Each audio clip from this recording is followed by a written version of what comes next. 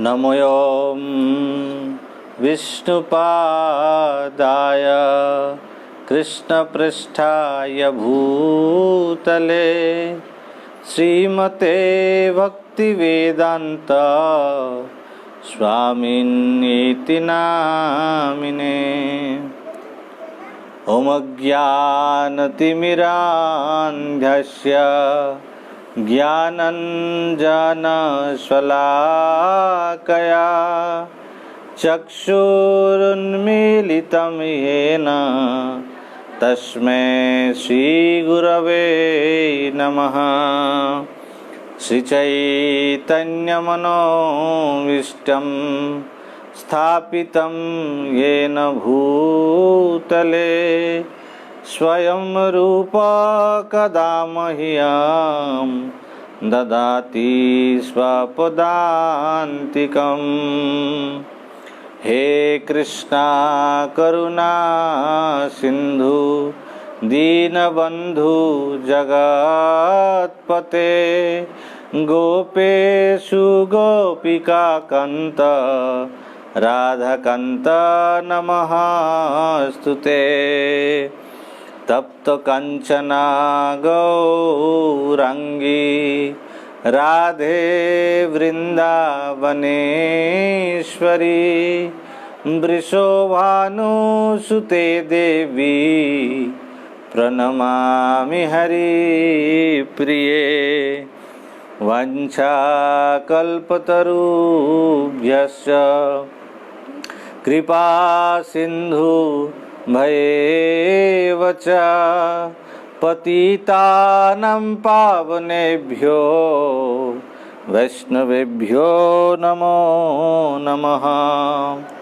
पञ्चतत्त्वात्मकं कृष्णं भक्तरूपस्वरूपकं भक्तावतारं भक्ताख्यं नमामि भक्तशक्तिकं। नमो महावदान्याय कृष्णप्रेम प्रदायते कृष्णाय कृष्णचैतन्य नाम्ने गौरत्विषे नमः। जय श्री कृष्ण चैतन्य प्रभु नित्यानंद श्री अद्वैत गदाधर श्रीवासादि श्री गौर भक्तवृंद। हरे कृष्णा कृष्णा कृष्णा हरे हरे हरे राम राम राम हरे हरे। हरे कृष्णा कृष्णा कृष्णा हरे हरे हरे राम राम राम हरे हरे। हरे कृष्णा कृष्णा कृष्णा हरे हरे हरे राम राम राम हरे हरे। नारायणं नमस्कृत्यं नरं चैव नरोत्तमं देवीं सरस्वतीं व्यासं ततो जयमुदीरयेत्। नष्टप्रायेषु अभद्रेषु नित्यं भगवतो सेवया भगवती उत्तमो श्लोके भक्तिर्भवति नैष्ठिकी। ॐ नमो भगवते वासुदेवाय। ॐ नमो भगवते वासुदेवाय। ॐ नमो भगवते वासुदेवाय। नमो यं विष्णुपादाय कृष्णपृष्ठाय भूतले श्रीमते जयपताकास्वामिनीति नामिने नमो आचार्यपादाय निताय कृपाप्रदायिने गौरकथा धामदाय नगरग्राम तारिणे पतितपावन श्री गुरु महाराज की जय।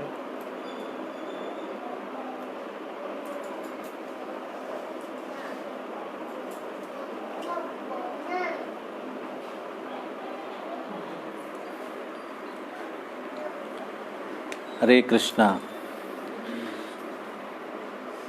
উপস্থিত সকলকে ভক্তিবেদান্ত গীতা একাডেমি ইসকনের পক্ষ থেকে স্বাগত জানাচ্ছি এবং সকলকে আমার দণ্ডবোধ প্রণতি জ্ঞাপন করছি। তা আমরা প্রতি সাপ্তাহিক যে ধারাবাহিক আলোচনা করি, আজকে আমরা সেই আলোচনা থেকে একটু বাইরে, আজকে অন্য আলোচনা করব আমরা। যেহেতু রথযাত্রার মহোৎসব চলছে, সেই রথযাত্রা প্রসঙ্গে কিছু আমরা আলোচনা করব আজকে। তো আপনারা যেহেতু এখন ইন্টারনেটে অনেক কিছু, অনেক প্রভুরা, অনেক মহারাজা প্রবচন রাখছেন ইসকন থেকে বিশেষ করে, আপনারা নিশ্চয়ই হয়তো দেখে থাকবেন। তো সেখানে আপনারা রথযাত্রা প্রসঙ্গে অনেক লীলার কথা শুনেছেন হয়তো। তো আজকে আমি ছোট্ট একটি লীলা রথযাত্রা প্রসঙ্গে আপনাদের পরিবেশন করব। সেটি হচ্ছে প্রথম রথযাত্রা কবে কোথায় হয়েছিল। সবার প্রথম রথযাত্রা, এই বিশ্ব ব্রহ্মাণ্ডে প্রথম রথযাত্রা কবে সংগঠিত হয়েছিল এবং তার সাথেই সম্পর্কিত আমাদের এই রথযাত্রা উৎসব, যিনি আমাদের এখানে ব্যাপকভাবে প্রসার ঘটিয়েছিলেন, রথযাত্রার মানটাকেই পরিবর্তন করে দিয়েছিলেন, তিনি ছিলেন চৈতন্য মহাপ্রভু। সেই চৈতন্য মহাপ্রভুর সাথে রথযাত্রার সংযোগ, প্রথম রথযাত্রা যে তার কি সংযোগ, আর সাথে আমরা সবাই যারা ইসকনের ভাবধারাতে রয়েছি, আমরা হচ্ছে ব্রহ্মমধ্য গৌড়ীয় সম্প্রদায়ের অন্তর্গত। আর এই গৌড়ীয় সম্প্রদায় হচ্ছে ষড়গোস্বামী যে রয়েছে তাদের আনুগত্যে, এবং তাদের মধ্যে অন্যতম যিনি ষড়গোস্বামীদের মধ্যে, তিনি হচ্ছেন শ্রীল রূপ গোস্বামী। রূপ গোস্বামীর ভাবধারাতেই এই গৌড়ীয় পরম্পরা চলছে, সেই জন্য বলা হয় রূপানুগ বলা হয়। যারা গৌড়ীয় পরম্পরাতে রয়েছে রূপ গোস্বামীর অনুরাগী, রূপানুগ। তো সেই রূপ গোস্বামীর যে আমরা প্রণাম মন্ত্র, আমরা একটু আগেই যখন মঙ্গলাচরণ করছিলাম, রূপ গোস্বামীর প্রণাম মন্ত্র আমরা করছিলাম, শ্রীচৈতন্য মনোভীষ্টম স্থাপিতম ইয়েন ভূতলে স্বয়ং রূপঃ কদা মহীয়ম দদাতি স্বপদান্তিকম। এটার অর্থ হচ্ছে যে চৈতন্য মহাপ্রভু, শ্রীচৈতন্য মনোভীষ্টম, শ্রীচৈতন্য মহাপ্রভুর মনের অভীষ্ট কি আছে, মানে মনের মধ্যে কি রয়েছে, সেটা যিনি জানতে পারেন, যিনি জানেন, সেই চৈতন্য মহাপ্রভুর মনের ইচ্ছাকে জেনে তার অভিলাষকে পূর্ণ করার জন্য যিনি এই পৃথিবীতে প্রকট হয়েছিলেন, সেই রূপ গোস্বামীর চরণ কমলে আমার আশ্রয় কবে হবে, এটা হচ্ছে প্রণাম মন্ত্র। সেই রূপ গোস্বামীর চরণ পদ্মকমলে, চরণে আমাদের আশ্রয় কবে হবে, তো এটা হচ্ছে মন্ত্রের অর্থ। কিন্তু এই যে মনোভীষ্টম কথাটি বলা হয়েছে, যে চৈতন্য মহাপ্রভুর মনের অভীষ্ট, সেটা যিনি জানতেন তিনি রূপ গোস্বামী। তো মনের অভীষ্ট কি করে জানতে পেরেছিলেন, আর এই প্রণাম মন্ত্রটা কখন, কি পরিস্থিতিতে, প্রত্যেকেরই প্রণাম মন্ত্র থাকে, আমাদের আচার্যদের প্রণাম মন্ত্র রয়েছে, কি পরিস্থিতির জন্য তাকে এই মন্ত্রটা তাকে দেয়া হয়েছে, যে তাকে এই মন্ত্রে যে বন্দনা করা হয়, সেই ইতিহাসটাও আমরা শুনবো, যেটা সম্পর্কিত এই রথযাত্রার সঙ্গেই। তো সেই রথযাত্রার সাথে সম্পর্কিত বলেই সেই লীলাটা আমরা শুনবো। সেটার সাথে বিশ্বের যে প্রথম রথযাত্রা, এই ব্রহ্মাণ্ডে, বিশ্ব ব্রহ্মাণ্ডে প্রথম রথযাত্রা যে কবে হয়েছিল, এবং এর সাথে এই রূপ গোস্বামীর যে প্রণাম মন্ত্র, এর কি সম্পর্ক রয়েছে, সেটিও আমরা শ্রবণ করব। তো এই সংক্ষেপে আমরা এই লীলাগুলো আজকে শ্রবণ করব। তো এই যে প্রসঙ্গটি, রূপ গোস্বামী পাদের যে প্রসঙ্গটি, সেটি বর্ণনা রয়েছে আমাদের চৈতন্য চরিতামৃত যে গ্রন্থটি রয়েছে, সেই চৈতন্য চরিতামৃতে। চৈতন্য চরিতামৃত আমরা জানি কৃষ্ণদাস কবিরাজ গোস্বামী, তার বিরচিত গ্রন্থ এটি, যেখানে যেরকম শ্রীমদ্ ভগবদ গীতা, গীতোপনিষদ বলা হয়, যেখানে ভগবান কৃষ্ণ আর অর্জুনের সংলাপ রয়েছে। যদি আমরা শ্রীমদ্ ভাগবতম পড়ি, ভাগবতম মানে ভগবান এবং তার ভক্তদের, ভগবান কৃষ্ণ, তার অবতার, তার ভক্ত, তাদের যে লীলা, তাদের যে পরিকর, সেই সম্বন্ধে বর্ণনা রয়েছে শ্রীমদ্ ভাগবতে। আর চৈতন্য চরিতামৃত মানে হচ্ছে চৈতন্য মহাপ্রভুর লীলা কথা, সেগুলির বর্ণনা রয়েছে চৈতন্য চরিতামৃত গ্রন্থে। তো সেই চৈতন্য চরিতামৃত রচনা করেছিলেন কে? কৃষ্ণদাস কবিরাজ গোস্বামী, আমাদেরই গৌড়ীয় পরম্পরাতে রয়েছেন। রূপ গোস্বামী পাদের পর এক দুজন পরম্পরাক্রমে তারপরে রয়েছেন কৃষ্ণদাস কবিরাজ গোস্বামী, তিনি এই গ্রন্থটি রচনা করেছিলেন। তো সেই এর মধ্যেও আবার চৈতন্য চরিতামৃতের 3টি খণ্ড রয়েছে। একটা হচ্ছে আদিলীলা, একটা হচ্ছে মধ্যলীলা, আর একটি হচ্ছে অন্তলীলা। তো এই যে প্রসঙ্গটি, এটি চৈতন্য চরিতামৃতের অন্তলীলাতে বর্ণনা রয়েছে। যদিও চৈতন্য চরিতামৃত শিল প্রভুপাদ বলেছেন যে চৈতন্য চরিতামৃত যে গ্রন্থটি, সেটা হচ্ছে পিএইচডি লেভেলের, মানে ভক্তির পিএইচডি লেভেলের পড়াশোনা।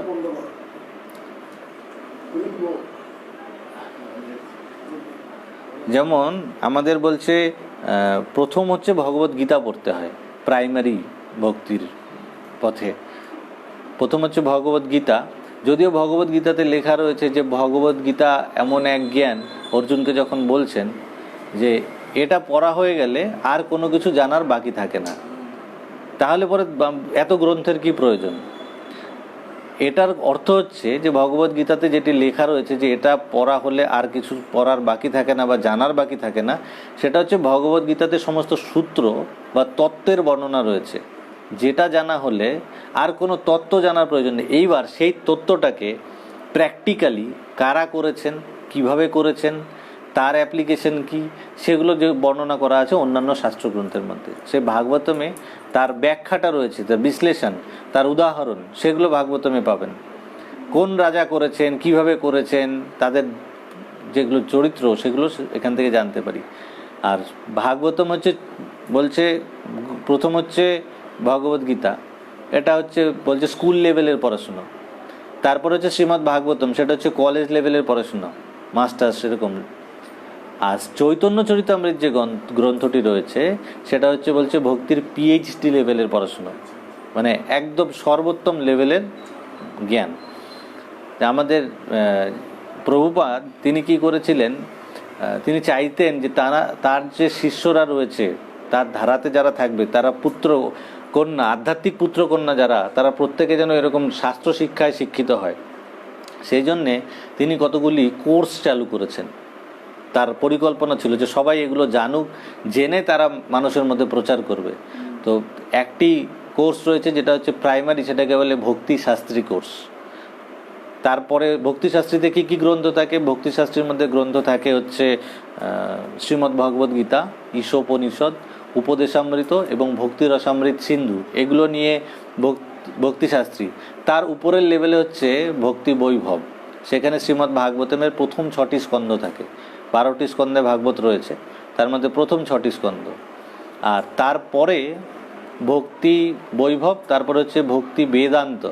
ভক্তি বেদান্ত হচ্ছে তাতে থাকে হচ্ছে শ্রীমদ্ ভাগবতমের 7 থেকে 12 নম্বর স্কন্ধ তার থাকে। আর সব থেকে আরও উত্তম ডিগ্রি হচ্ছে ভক্তি সার্বভৌম। ভক্তি সার্বভৌমে থাকে হচ্ছে চৈতন্য চরিতামৃত, মানে চৈতন্য চরিতামৃত হচ্ছে হায়েস্ট লেভেলের, যেটার মধ্যে আমাদের কোনো অধিকারও নেই, যোগ্যতাও নেই। তথাপি আমি যতটুকুন শুনেছি প্রভুদের মুখ থেকে, সেটাই আপনাদের শোনানোর চেষ্টা করব। যেহেতু রথযাত্রা প্রসঙ্গ, সেই জন্যে সেখান থেকে যতটুকুন আমি শুনেছি, পড়েছি, বুঝেছি, সেটাই আপনাদের কাছে পরিবেশন করার চেষ্টা করব। যদিও যোগ্যতা গুণ কিছু নেই, একমাত্র যতটুকুন শুনেছি সেইটাই উপস্থাপন করার চেষ্টা করব। এটা আমি দু জায়গার থেকে দুটো লীলাকে শুনেছিলাম, সেই দুটোকে কম্বাইন করে আপনাদের বলার চেষ্টা করছি। প্রথম যেটা আমি চৈতন্য চরিতামৃত প্রসঙ্গটা, শ্রীল রূপ গোস্বামী প্রসঙ্গ, সেটি আমাদের আন্তর্জাতিক কৃষ্ণ ভাবনামৃত ইস্কনের বম্বেতে একজন ভক্ত রয়েছেন, হিজ গ্রেস কমললোচন প্রভু। উনি ইস্কন মীরা রোড মন্দির অথবা গোপীনাথ মন্দিরের উনি প্রেসিডেন্ট হবেন, ব্রহ্মচারী ভক্ত। ওনার একটি ক্লাসে আমি এটা শুনেছিলাম, তারপরে আমি নিজে একটু পড়াশোনা করে নিয়েছি। আর যেটা ভাগবতম থেকে যে লীলাটি আছে, যেটা প্রথম রথযাত্রা, সেটা আমি হিজ গ্রেস লাল গোবিন্দ প্রভু, উনি খুব পপুলার, আপনারা জানবেন হয়তো, ওনার নাম নেটে, ইউটিউবে, ফেসবুকে সবসময় পাওয়া যায়, দেখতে পান। তো তার মুখ থেকে ওই লীলা শ্রবণ করেছি। এই দুটো লীলাকে কম্বাইন করে আমি আপনাদের সামনে পরিবেশন করার চেষ্টা করছি। তো ভুল ত্রুটি হলে ক্ষমা করবেন। তো যেহেতু চৈতন্য চরিতামৃত হাইয়েস্ট লেভেলের জ্ঞান, ভাগবতম সেটাও অনেক উচ্চ পর্যায়ের জ্ঞান, তো যতটুকুন পারি আমি চেষ্টা করছি। তো এটা শ্রী চৈতন্য চরিতামৃত গ্রন্থের অন্তলীলা যে পার্টটি রয়েছে, 3টি পার্ট, আদি, মধ্য, অন্ত। সে অন্তলীলার প্রথম স্কন্ধ, প্রথম অধ্যায়ের যে আলোচনা রয়েছে, 72 নম্বর শ্লোক থেকে আলোচনা রয়েছে, সেখান থেকে আমরা শ্রবণ করছি। রথযাত্রায় জগন্নাথ দর্শন করিলা, রথ অগ্রে প্রভুর নৃত্য কীর্তন দেখিলা। প্রভুর নৃত্য শ্লোক শুনি শ্রীরূপ গোসাই, সেই শ্লোকার্থ লইয়া শ্লোক করিলা তথাই। তো এই দুটো শ্লোক পয়ার আমরা শুনলাম। চৈতন্য চরিতামৃত এটাকে পয়ার বলে, শ্লোক লেখা আছে মানে পদ্যের আকারে। তো সেখানে সেই 70 নম্বর শ্লোকটিতে শুরু হচ্ছে কি দিয়ে? রথযাত্রায় জগন্নাথ দর্শন করিলা, রথ অগ্রে প্রভুর নৃত্য কীর্তন দেখিলা। তো রূপ গোস্বামী কে দেখেছেন? পরের শ্লোক পয়ারেই বলছে, প্রভুর নৃত্য শ্লোক শুনি শ্রীরূপ গোসাই। তো কে দেখেছেন? শ্রী রূপ গোসাই। রূপ গোসাই তিনি কি দেখলেন? যে একবার জগন্নাথপুরীতে তিনি রথযাত্রার সময় উপস্থিত ছিলেন। সেই জগন্নাথপুরীতে যখন রথযাত্রা চলছিল, সেই রথযাত্রার সময় তিনি কি দেখলেন? রথের মধ্যে সেই জগন্নাথ দেবকে দর্শন করলেন। আর জগন্নাথ দেবকে দর্শন করার সাথে সাথে তিনি কি দেখলেন? রথে জগন্নাথ বিরাজমান, যিনি হচ্ছেন এই কলিযুগে বলছে 3টি অবতার রয়েছে। প্রথম হচ্ছে নাম অবতার, আরেকটি হচ্ছে শব্দ অবতার, আরেকটি হচ্ছে দারু অবতার। মানে নাম অবতার মানে হচ্ছে আমরা হরিনাম যে জপ করছি সেটা হচ্ছে নাম, কলিকালে নাম রূপে কৃষ্ণ অবতার বলে, তো হচ্ছে নাম অবতার। দ্বিতীয়টি কি বলছে? শব্দ অবতার। শব্দ মানে ভগবান তিনি শব্দের আকারে প্রকাশিত হয়েছেন। শ্রীমদ্ ভাগবতে আমরা এর আগে একদিন যে ভাগবতে প্রথম স্কন্ধ, যে আপনাদের সামনে যে প্রথম স্কন্ধটি রাখা আছে, সেই প্রথম স্কন্ধে প্রথম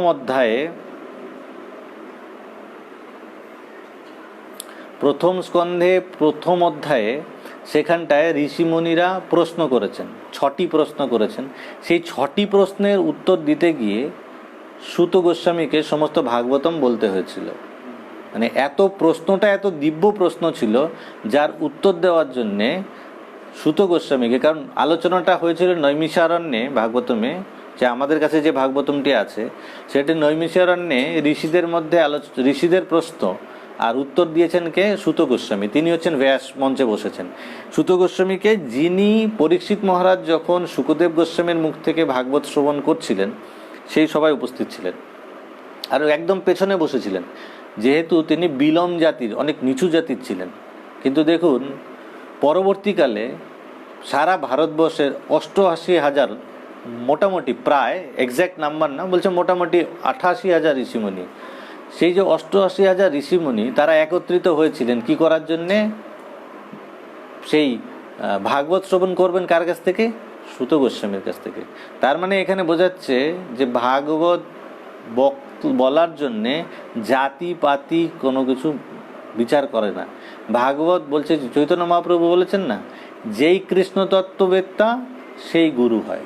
তো তার কৃষ্ণ তত্ত্ববেত্তা তিনি যদি হন, তার মধ্যে যদি কৃষ্ণ তত্ত্ব জ্ঞান থাকে, তাহলে পরে তিনি সেখানটায় বর্ণন করতে পারবেন।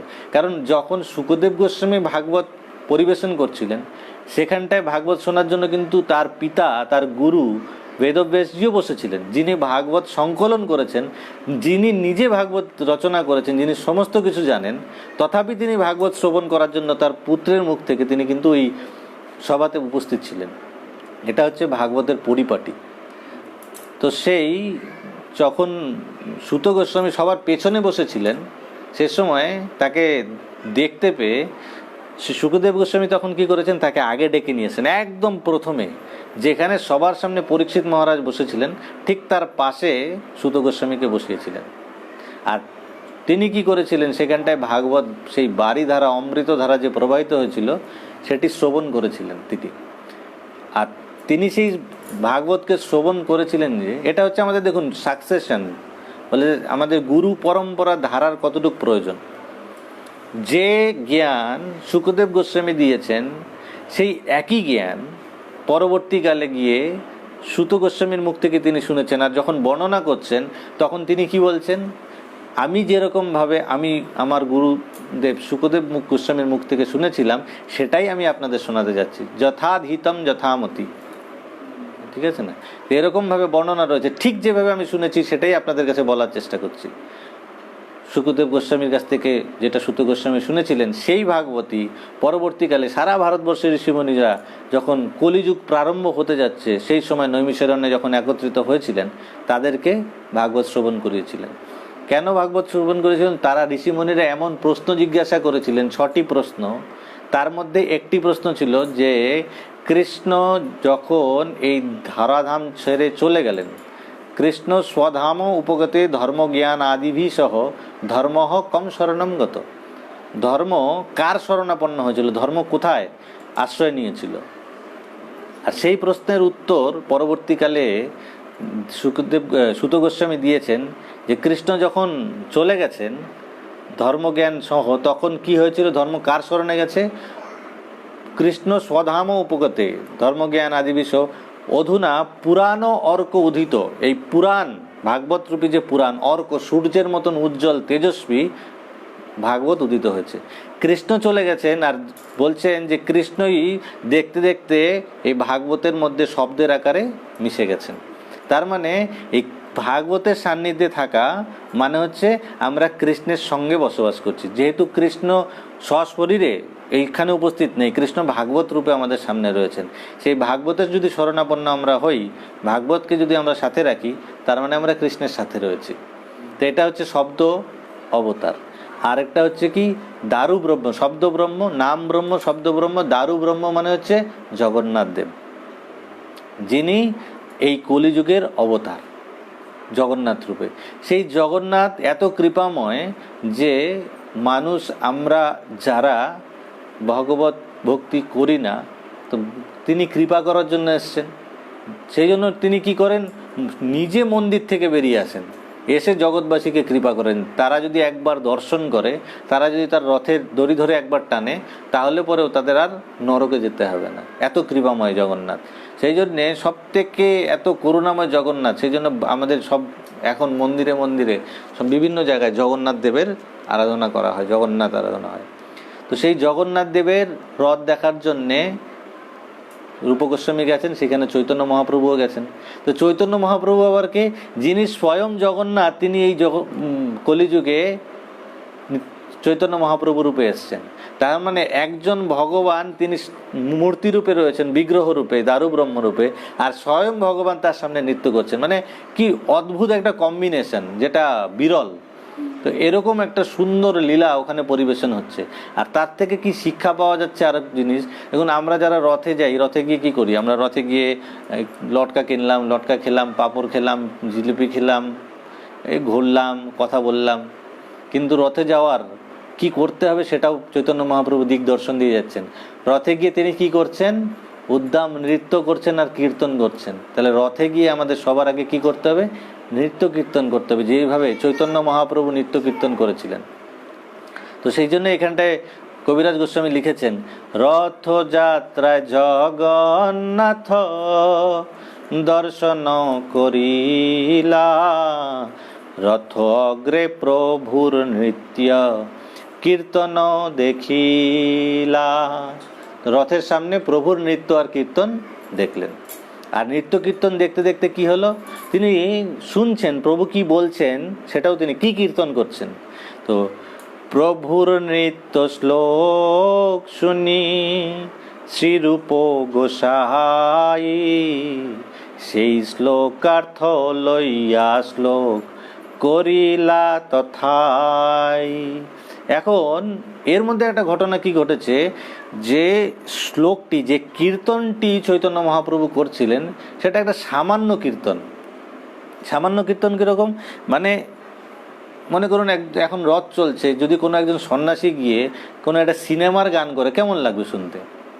তো চৈতন্য মহাপ্রভু ওরকমই তখনকার দিনের একটা নাটকের একটা শ্লোক, নাটকের একটা গান, সেটা তিনি গাইছিলেন। সামান্য এক শ্লোক। তো এইটা কেন গাইছেন কেউ বুঝতে পারছে না, সেই জন্য পরে বলছে সামান্য এক শ্লোক প্রভু পরে ন কীর্তনে, কেনে শ্লোক পরে ইহা কেহ নাহি জানে। চৈতন্য চরিতামৃত এটাই পরিপাটি। দেখুন, অন্যান্য শাস্ত্রগ্রন্থ সমস্ত কিছু সংস্কৃতে, কিন্তু চৈতন্য চরিতামৃত বাংলায়, আমাদের বাংলা ভাষায় লেখা। কত সুন্দর, এত মধুর চৈতন্য চরিতামৃত। যদি একবার শোনা যায়, বোঝানোর দরকার পড়বে না। এই যে পয়ারগুলো রয়েছে, আপনারা যদি ছন্দের আগে শুনছেন, শুনে আপনারা নিজেরাই বুঝতে পারবেন ওখানটায় কি বলছে। এত সুন্দর, এত সুন্দর, আর এত ভাব। চৈতন্য চরিতামৃত হচ্ছে ভাবের গ্রন্থ। মানে আমাদের ভক্তির যে স্তর রয়েছে, ভক্তির প্রথমে বলছে শ্রদ্ধা, তত শ্রদ্ধা, অত শ্রদ্ধা সাধু সঙ্গ, তারপরে হচ্ছে সাধু সঙ্গ, ভজন ক্রিয়া, অনর্থ নিবৃত্তি, তারপরে আসবে হচ্ছে নিষ্ঠা, তারপরে আসবে রুচি, তারপরে আসবে আসক্তি, তারপরে আসবে ভাব, একদম অন্তিম লেভেলে, উপরের লেভেলে হচ্ছে প্রেম। এটা হচ্ছে ভক্তির পরপর পরপর পরপর সিঁড়ি। তো প্রথম হচ্ছে শ্রদ্ধা, তারপর সাধু সঙ্গ, আর এই চৈতন্য চৈতন্য কি কোন স্টেজের? ভাব, একদম উপরের লেভেলের। তো কিন্তু শুরুটা করতে হবে শ্রদ্ধার থেকে, এরকমভাবে যেতে হয়। এটা হচ্ছে ভাবের স্তরের, মানে এত সুন্দর। কিন্তু আমাদের যদি শ্রদ্ধা থাকে, তাহলে পরে কি করতে পারি আমরা, মহাপ্রভু কৃপাময়, কারণ মহাবদান্য অবতার বলে, নমো মহাবদান্যায়, তাই তো? তো সেই মহাবদান্য অবতার, তার করুণা হবে, আর আমরা বুঝতে পারবো। এত সুন্দর আমাদের বাংলা ভাষাতে কবিরাজ গোস্বামী রচনা করেছেন। তো এখানে কি বলছেন? সামান্য এক শ্লোক প্রভু পরে ন কীর্তনে, কেনে শ্লোক পরে ইহা কেহ নাহি জানে। তো সামান্য একটা শ্লোক প্রভু পড়ছেন সেই কীর্তনে, সামান্য এক শ্লোক প্রভু পড়েন কীর্তনে। কিন্তু এই শ্লোকটা কেন পড়ছেন? কেনে শ্লোক পরে ইহা কেহ নাহি জানে, এটা কেউ জানতে পারছে না, কেউ বুঝতে পারছে না। সন্ন্যাসী হয়ে, চৈতন্য মহাপ্রভু সন্ন্যাসী, আর তিনি এরকমভাবে একটা নাটকের কীর্তন, একটা নাটকের একটা গান গাইছেন এই রথের মধ্যে, এটার মানেটা কি কেউ বুঝতে পারছেন না। কিন্তু কে জানতেন এটা একমাত্র স্বরূপ দামোদর গোস্বামী যিনি রয়েছেন, তিনি এই চৈতন্য মহাপ্রভুর এটা কেন গাইছেন, এটা কি গাইছেন, সেটা তিনি জানতেন। তো সেই জন্য পরে বলছে সবে এক স্বরূপ গোসাই, শ্লোকের অর্থ জানে, শ্লোকানুরূপ পদ প্রভুকে করা নাস্বাদনে। তো এই যে শ্লোকটি বলছে সবে এক স্বরূপ গোসাই, শ্লোকের অর্থ জানে। একমাত্র স্বরূপ দামোদর গোস্বামী যিনি রয়েছেন, তিনি এই শ্লোকটির অর্থ জানেন। আর এই শ্লোকটিকে শুনে কি করেছেন? শ্লোকানুরূপ পদ প্রভুকে তিনি শোনাচ্ছেন। ওই অনুরূপ একটি গান তিনি কি করছেন? আস্বাদন করাচ্ছেন মহাপ্রভুকে। তো এরকমভাবে চলছে। কিন্তু তার আগে একটা শ্লোকে আমরা শুনলাম যে যখন প্রভু কীর্তন করছিলেন, প্রভুর নিত্য শ্লোক শুনি শ্রীরূপ গোসাই, তিনি কি করছেন? সেই শ্লোকার্থ লইয়া শ্লোক করিলা তথায়। তিনি মনে মনে তখন কি করলেন? ওই শ্লোকটিকে শুনে তিনি একটা শ্লোক রচনা করে ফেলেছেন। যদিও খালি স্বরূপ দামোদর গোস্বামী জানতেন, কিন্তু রূপ গোস্বামী তিনি কি করেছেন, যেই শ্লোকটি ওখানে গাওয়া হচ্ছিল সেটাকে শুনে, প্রভুর নৃত্য শ্লোক শুনি শ্রীরূপ গোসাই, সেই শ্লোকার্থ লইয়া শ্লোক করিলা তথাই। সেই শ্লোকের অর্থ নিয়ে সেখানটাই তিনি একটি শ্লোক রচনা করে ফেলেছেন, কিন্তু কিছু বলেননি, তিনি শ্লোক তথাই সেখানটাই শ্লোক একটি রচনা করে ফেলেছেন। প্রভুর শ্লোকের অর্থ নিয়ে শ্লোক রচনা করেছেন। এইবারে চৈতন্য মহাপ্রভু যে শ্লোকটি সেখানটায় গাইছিলেন সেই শ্লোকটি কি ছিল, এবং সেই শ্লোকটির একদম অতি সামান্য, বলছে না সামান্য এক শ্লোক প্রভু পরেন কীর্তনে, তো সামান্য শ্লোকটি কি, তো সামান্য শ্লোকটি হচ্ছে একটি সংস্কৃতে শ্লোক রয়েছে, ইয়ঃ কৌমারঃ স এব হি বরস্তা এব চৈত্রক্ষপাস্তে চ উন্মীলিত মালতি সুরভয়ঃ প্রৌরাঃ কদম্বা নীলাঃ সা চৈবাস্মি তথাপি তত্র সুরতব্যা পারলীলা বিধৌ রেবারোধসি বেতসি তরুতলে চেতসমুৎকণ্ঠতে। এই হচ্ছে শ্লোক যেটা চৈতন্য মহাপ্রভু কীর্তন করছিলেন। আর এটার মানে কি, বলছে ইয়ঃ কৌমারঃ স এব হি বরস্তা এব চৈত্রক্ষপা। সেই বলছে একটি সিনেমার বা নাটকের একজন নায়িকা তিনি এটি গাইছেন। সেটি কি বলছে, যে যিনি কৌমারকালে রেবা নদীর তীরে আমার চিত্ত হরণ করেছিলেন, সে নায়িকা গাইছেন যে আমার নদীর তীরে আমার চিত্ত হরণ করেছিলেন।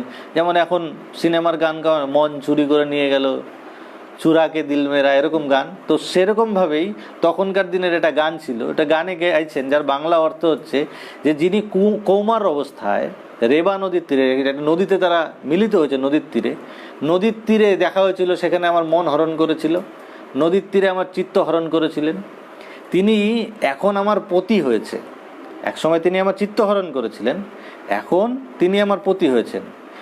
আর এখন সেই চৈত্র মাসের জ্যোৎস্না আলোকিত রজনী, রাত্রিবেলার একটা পরিস্থিতির বর্ণনা দিচ্ছেন, যে চৈত্র মাসের জ্যোৎস্না আলোকিত রজনীতে সেই প্রস্ফুটিত মালতী ফুলের গন্ধও রয়েছে, আর কি হচ্ছে সুন্দর সুন্দর বাতাস বয়ে যাচ্ছে, আর সেই মধুর সমীরণ কদম্ব কানন থেকে প্রবাহিত হচ্ছে সমস্ত কিছু। সুরত ব্যাপার লীলাকার, যে আমি সেই নায়িকাও উপস্থিত, নায়িকা বলছেন আমি উপস্থিত, কিন্তু তথাপি আমার চিত্ত এই অবস্থায় সন্তুষ্ট না হয়ে মানে অন্য জায়গায় মিলিত হয়েছে। তারা আগে তারা কোথায় মিলিত হয়েছিল, যে রেবা নদীর তীরে, কিন্তু পরবর্তীকালে তারা জ্যোৎস্নাকৃত এক রাত্রি, যেখানে একটা সুন্দর মনোরম পরিবেশ, জ্যোৎস্নাকৃত রাত্রি রয়েছে, তারপর হচ্ছে পুষ্পের সৌরভ রয়েছে, বন্ধ বন্ধ বাতাস বয়ে যাচ্ছে, মানে একটা যে রোমান্টিক পরিবেশ, সেটার জন্য একদম আইডিয়াল যেটা হয়, উপযুক্ত পরিবেশ, সেরকম পরিবেশ তৈরি হয়েছে। আর নায়িকাও রয়েছে, নায়কও রয়েছে, কিন্তু বলছে যে নায়িকা কি বলছে, যে সমস্ত কিছু হওয়ার পরে আমার চিত্ত সন্তুষ্ট হচ্ছে না, আমার মনে আনন্দ লাগছে না, অনেক দিন বাদে বিরহ হয়েছিল, আবার মিলিত হয়েছে, এখন সে তাকে একদম প্রতিরূপে পেয়েছে। একসময় তার চিত্ত হরণ করেছিল, কিন্তু বহু কষ্ট সাধনার পর যেরকম হয় যে হিরো হিরোইনের বিরহ হয়ে যায়, মিলিত হয়, তো সেরকম মিলন হয়েছে, কিন্তু মিলন হওয়ার পরেও তার মধ্যে কোনো আনন্দ লাগছে না, মনে খুশি লাগছে না। তো বলছে আমার সেই মনে পড়ছে যে রেবা নদীর তীরে যেখানে আমরা মিলিত হয়েছিলাম, সেই তরুতল যেখানে রেবা নদীর তীরে একটা গাছের নিচে আমরা মিলিত হয়েছিলাম, সেই জায়গার জন্য আমার মন উৎকণ্ঠিত হচ্ছে, সেটাকে আমি খুব মিস করছি। এরকম তার বক্তব্য। তো এটা ছিল শ্লোক। তো এই শ্লোকটা শুনে তো সবাই ভাবছে যে চৈতন্য মহাপ্রভু তিনি সন্ন্যাসী, এরকম একটা সিনেমা স্বাভাবিক ব্যাপার। যদি আমরা আমাদের দৃষ্টিভঙ্গিতে দেখি যে এখনকার দিনে কোনো এক সন্ন্যাসী যদি কীর্তনের মধ্যে এরকম গান গারে চূড়াকে দিল মেরা, তাহলে কেমন শোনাবে? তো ব্যাপারটা এরকম দাঁড়িয়েছে। তো এইবার এই প্রসঙ্গটা বুঝতে হলে আমাদের কোথায় যেতে হবে? শ্রীমদ্ ভাগবতমে যেতে হবে।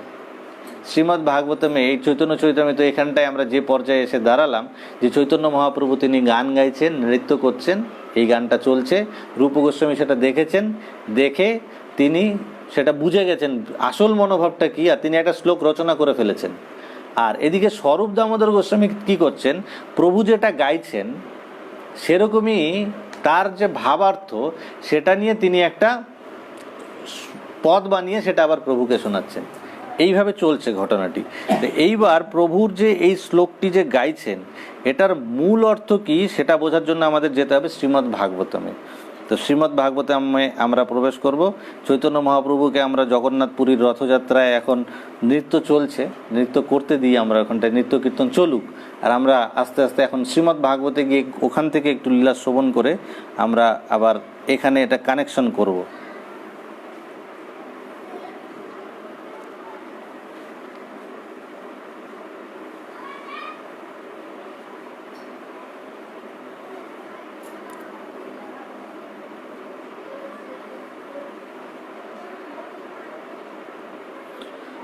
হরে কৃষ্ণ। তো আমরা যেটা বলছিলাম, এরপরে আমরা কানেকশনটা কোথায় জুড়ব? শ্রীমদ্ ভাগবতমে। তো শ্রীমদ্ ভাগবতমে আমরা ভগবান শ্রীকৃষ্ণের যে বিভিন্ন লীলা রয়েছে সেই লীলার মধ্যে আমরা দেখি যে 11.5 বছর বয়স পর্যন্ত ভগবান কৃষ্ণ বৃন্দাবনে ছিলেন, বৃন্দাবন লীলা করেছেন, ব্রজলীলা। 11.5 বছর পর্যন্ত লীলা সম্পন্ন করার পর তিনি কোথায় চলে যান? মথুরাতে। অক্রূর যে আসেন, আগে প্রথমে তো কি করেছেন, কংস তাকে বধ করার জন্যে বিভিন্ন রকমের অসুরদের পাঠিয়েছেন, বিভিন্ন একদম সেই ছোটোবেলার থেকে 6 দিন বয়সের থেকে অসুর পাঠাতে শুরু করেছেন, কিন্তু কোনো কাজ হয়নি। যখন ক্রূরতা দিয়ে কিছু হয়নি তখন কংস কি করেছেন? অক্রূরকে পাঠিয়েছেন। ক্রূর দিয়ে কিছু হয়নি তো তখন অক্রূরজি মানে ভগবান শ্রীকৃষ্ণের কাকা, তিনি ছিলেন কংসের ওখানকার মন্ত্রী ছিলেন, তাকে পাঠিয়েছেন। তো তিনি এসে কি করেছেন?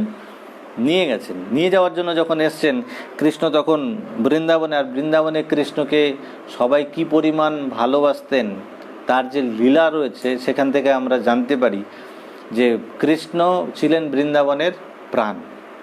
কৃষ্ণ ছাড়া বৃন্দাবনে ব্রজে গোপী গোপ যারা রয়েছে, গোপ গোপী তারা কেউ কিচ্ছু বুঝতেন না, তাদের কাছে একমাত্র কৃষ্ণই ছিল সমস্ত কিছু। প্রাণ, বৃন্দাবনের প্রাণ বলতে কৃষ্ণ। তো সেই কৃষ্ণ যখন চলে যাবেন কেউ ছাড়ার জন্য প্রস্তুত না কৃষ্ণকে, কিন্তু কৃষ্ণ বলছেন কি যে তোমরা চিন্তা করো না, আমি যাব খুব তাড়াতাড়ি আবার চলে আসব, তোমাদের চিন্তা করতে হবে না, তোমরা অপেক্ষা করো, আমি চলে আসব। এই যে কথা বলে কৃষ্ণ গেছেন, কিন্তু কৃষ্ণ আর বৃন্দাবনে ফেরেননি। তো সেখান থেকে 11.5 বছর বয়সে লীলা সম্পন্ন করে তিনি মথুরাতে গেছেন। মথুরাতে গিয়ে কংসকে বধ করেছেন এবং সেখানে গিয়ে তিনি জানতে পারেন যে তার বাস্তবিক পিতামাতা তারা কোথায় রয়েছে? কারাগারে রয়েছে, দেবকী এবং বসুদেবজি। তাদেরকে কারাগার থেকে মুক্ত করেন। তারপরে মথুরা লীলা 25 বছর পর্যন্ত মথুরা লীলা চলে। তারপর সেখান থেকে তিনি চলে যান দ্বারিকাতে, দ্বারিকা নগরী নির্মাণ করেন, সেখানে চলে যান। সেখানে গিয়ে তারা বসবাস করছিলেন। দ্বারিকাতে ভগবান কৃষ্ণের 16,108 জন রানী ছিল, মহিষী। তাদের সঙ্গে তাদের জন্য আলাদা আলাদা, সেখানে প্রত্যেকের জন্য আলাদা আলাদা বিল্ডিং, মহল আর কি, আলাদা আলাদা, প্রত্যেকের আলাদা আলাদা। আর প্রত্যেক রানী যে ছিল 16,108 জন, তাদের মধ্যে প্রত্যেকের গর্ভ থেকে 10 জন সন্তান, 1 জন করে কন্যা, এরকম। তার মানে চিন্তা করুন কি বিশাল একটা ফ্যামিলি তার। আমাদের বলেন যে এখানে প্রভুর মুখে কথা শুনি, তখন প্রভু এখানে বলেন যে এটা রাধা গোবিন্দ গোস্বামী মহারাজের কথা, যে চিন্তা করুন কৃষ্ণের ঐশ্বর্য কত ছিল। 16,108 জন রানী, আর প্রত্যেক রানীর যদি 10টা করে ছেলে আর 1টা করে মেয়ে থাকে, তাহলে কতজন সন্তান সন্ততি ছিল। তাদের যখন স্কুল ফিস দিতে হতো বা টিউশন ফিস দিতে হতো, কৃষ্ণকে মাসে কত টাকা খরচা করতে হতো তাদের পড়াশোনার জন্য। তো তার মানে কি বিপুল পরিমাণ ঐশ্বর্য ছিল। তো সেই কৃষ্ণ দ্বারিকা লীলা করছিলেন। তো সেখানটায় এক সময়ের কথা, সে সময় কি হয়েছিল, যখন কল্পক্ষয় হয়। কল্পক্ষয় মানে একটা কল্প শেষ হয়ে আরেকটা কল্প শুরু হয়, ব্রহ্মাজির দিন শেষ হয়, এরকম হয়, কল্পক্ষয় হয়। তো সেই কল্পক্ষয়ের সময় কি হয়? সূর্যগ্রহণ হয়। তো কল্পক্ষয়ের সময় যে সূর্যগ্রহণ হয় সেই সূর্যগ্রহণ তিথি সেই সময় উপস্থিত হয়েছিল। আর সূর্যগ্রহণের সময় কি করতে হয়, পবিত্র নদীতে বা কুণ্ডে বা সরোবরে সেখানে স্নান করতে হয়, এটা বিধান রয়েছে। তো সেই জন্যে দ্বারিকাতে সবাই এখন আলোচনা করেছেন কি করা যায়, আমাদের কোথায় স্নান করার জন্য কোথাও যাওয়া উচিত, পবিত্র স্থানে গিয়ে সেখানে আমাদের পবিত্র স্নান করা উচিত। তো সেই কথা চিন্তা করে তারা কি করেছেন, ঠিক করলেন যে পবিত্র জায়গা রয়েছে কুরুক্ষেত্র। আমরা যে শ্রীমদ্ ভগবদ গীতার প্রথম অধ্যায়ের প্রথম শ্লোকেই রয়েছে শব্দ, প্রথমই জায়গার নাম ধর্মক্ষেত্রে কুরুক্ষেত্রে। কুরুক্ষেত্র আগে একটা বিশেষণ দিয়েছে, জায়গাটা কীরকম, ধর্মক্ষেত্র, যেমন তেমন ক্ষেত্র না, মানে পবিত্র স্থান একদম। তো তারও অনেক ইতিহাস রয়েছে, সেগুলো আমরা পরে অন্য সময় জানবো যে ধর্মক্ষেত্র কেন বলা হয় বা কি, সেসব পরের আলোচনা। এখন এই লীলাতে তারা কি করতে চাইছেন, যে ধর্মক্ষেত্র সেই কুরুক্ষেত্র পবিত্র স্থান, সেখানে তারা যাবেন। কেন, সেখানে 5টি কুণ্ড রয়েছে, সেটাকে বলা হয় সম্বৎ পঞ্চক কুণ্ড। সেই 5টি কুণ্ড রয়েছে, সেই কুণ্ডে তারা স্নান করার জন্য যাবেন। কেন এই কুণ্ডটি এত পবিত্র কেন, সেই কুণ্ড তো কে নির্মাণ করেছিলেন, ভগবান যখন পরশুরাম অবতার নিয়ে এসেছিলেন, পরশুরাম রূপে কি এসে তিনি কি করেছিলেন, এই পৃথিবীকে 21 বার নিঃক্ষত্রিয় করেছিলেন, মানে তিনি ক্ষত্রিয়দের বধ করেছিলেন। আর যখন বধ করতে করতে করতে করতে সারা পৃথিবী রক্তাক্ত হয়ে গেছিল, তখন সবাই বলছিলেন যে তাকে পবিত্র হওয়ার জন্যে কোনো পুণ্য কুণ্ডে স্নান করা উচিত। যদিও তিনি ভগবান, স্বয়ং ভগবান, তথাপি কি করেছেন, লোক শিক্ষা দেওয়ার জন্যে, তার কোনো পবিত্রতার প্রয়োজন নেই, কারণ তিনি নিজে পরম পবিত্র, পবিত্রম পরমম ভবান, ভগবদ্গীতায় বলছে। তো কিন্তু তথাপি জীবকে শিক্ষা দেওয়ার জন্য, ধর্মনীতি প্রবর্তন করার জন্যে তিনি এগুলো আচার করে গেছেন। তো তখন পরশুরামজি কোথায় গেছিলেন, কুরুক্ষেত্রে গিয়ে তিনি সেখানে 5টি কুণ্ড নির্মাণ করেছিলেন এবং সেই 5টি কুণ্ডতে তিনি স্নান করেছিলেন, সেটাকে বলা হয় সম্বৎ পঞ্চক কুণ্ড। তো সেই কুণ্ডে স্নান করার জন্যে তখন তারা স্থির করলেন, যারা বৃন্দাবন এই দ্বারিকাতে যে রয়েছেন শ্রীকৃষ্ণের পুরো ফ্যামিলি, তারা ঠিক করলেন যে আমরা যাব কুরুক্ষেত্রে। তো সেখান থেকে তারা যাত্রা করলেন কুরুক্ষেত্রের উদ্দেশ্যে, তারা গিয়ে কুরুক্ষেত্রে পৌঁছেছেন। আর এই খবর যখন চারিদিকে পৌঁছেছে, এমনিতেই সেই পবিত্র তিথির কথা সবাই জানতেন, তো সবাই স্নান করবেন। আর যখন খবর পেয়েছেন স্বয়ং কৃষ্ণ সেখানটায় আসছেন, তো বিভিন্ন রাজ্য ভারতের, তখন ভারত বলতে সমগ্র পৃথিবীকে বোঝাতো, অবিভক্ত ভারত, বৈদিক সংস্কৃতির ভারত মানে হচ্ছে সারা পৃথিবীকেই বলা হতো তখন ভারতবর্ষ। তখন এইটুকুন ভারতবর্ষ, আজকের যে মানচিত্র আমরা দেখতে পাই, ভারতবর্ষ আমাদের বৈদিক সংস্কৃতি অনুযায়ী এটা ভারত না। ভারত মানে, ভারতের সম্রাট মানে হচ্ছে এই পৃথিবীর সম্রাট। তো পুরোটাকেই ভারত বলা হতো। আর প্রত্যেকটা দেশ আমরা যে দেখতে পাচ্ছি, এগুলো ছোট ছোট রাজ্য ছিল তখন। যেমন আমাদের ভারতবর্ষের মধ্যে এখন পশ্চিমবঙ্গ একটা রাজ্য, বিহার, উড়িষ্যা, এরকম যে রাজ্য, তখন সারা ভারতবর্ষ বলতে সারা পৃথিবী, আর এরকম বাকিগুলো তার রাজ্য ছিল। তো সেই রাজ্যের থেকেও বিভিন্ন রাজা, তাদের প্রজা, তারা এসছেন সেখানটায়। আর এই খবর পেয়ে যে কৃষ্ণ দ্বারিকার থেকে কুরুক্ষেত্রে আসবেন, তো মথুরাতে যখন ছিলেন তখন কিন্তু ব্রজবাসীরা বা তারা কিন্তু কোনোদিন দেখা করতে যাননি। বৃন্দাবন থেকে মথুরার কতটুকুন দূর, কাছেই। কিন্তু প্রশ্ন হতে পারে যে বৃন্দাবন থেকে মথুরা এত কাছে হওয়া সত্ত্বেও কেন বৃন্দাবনের তারা যদি এতই ভালোবাসেন কৃষ্ণকে, এখান থেকে এখানে তো যাত্রা।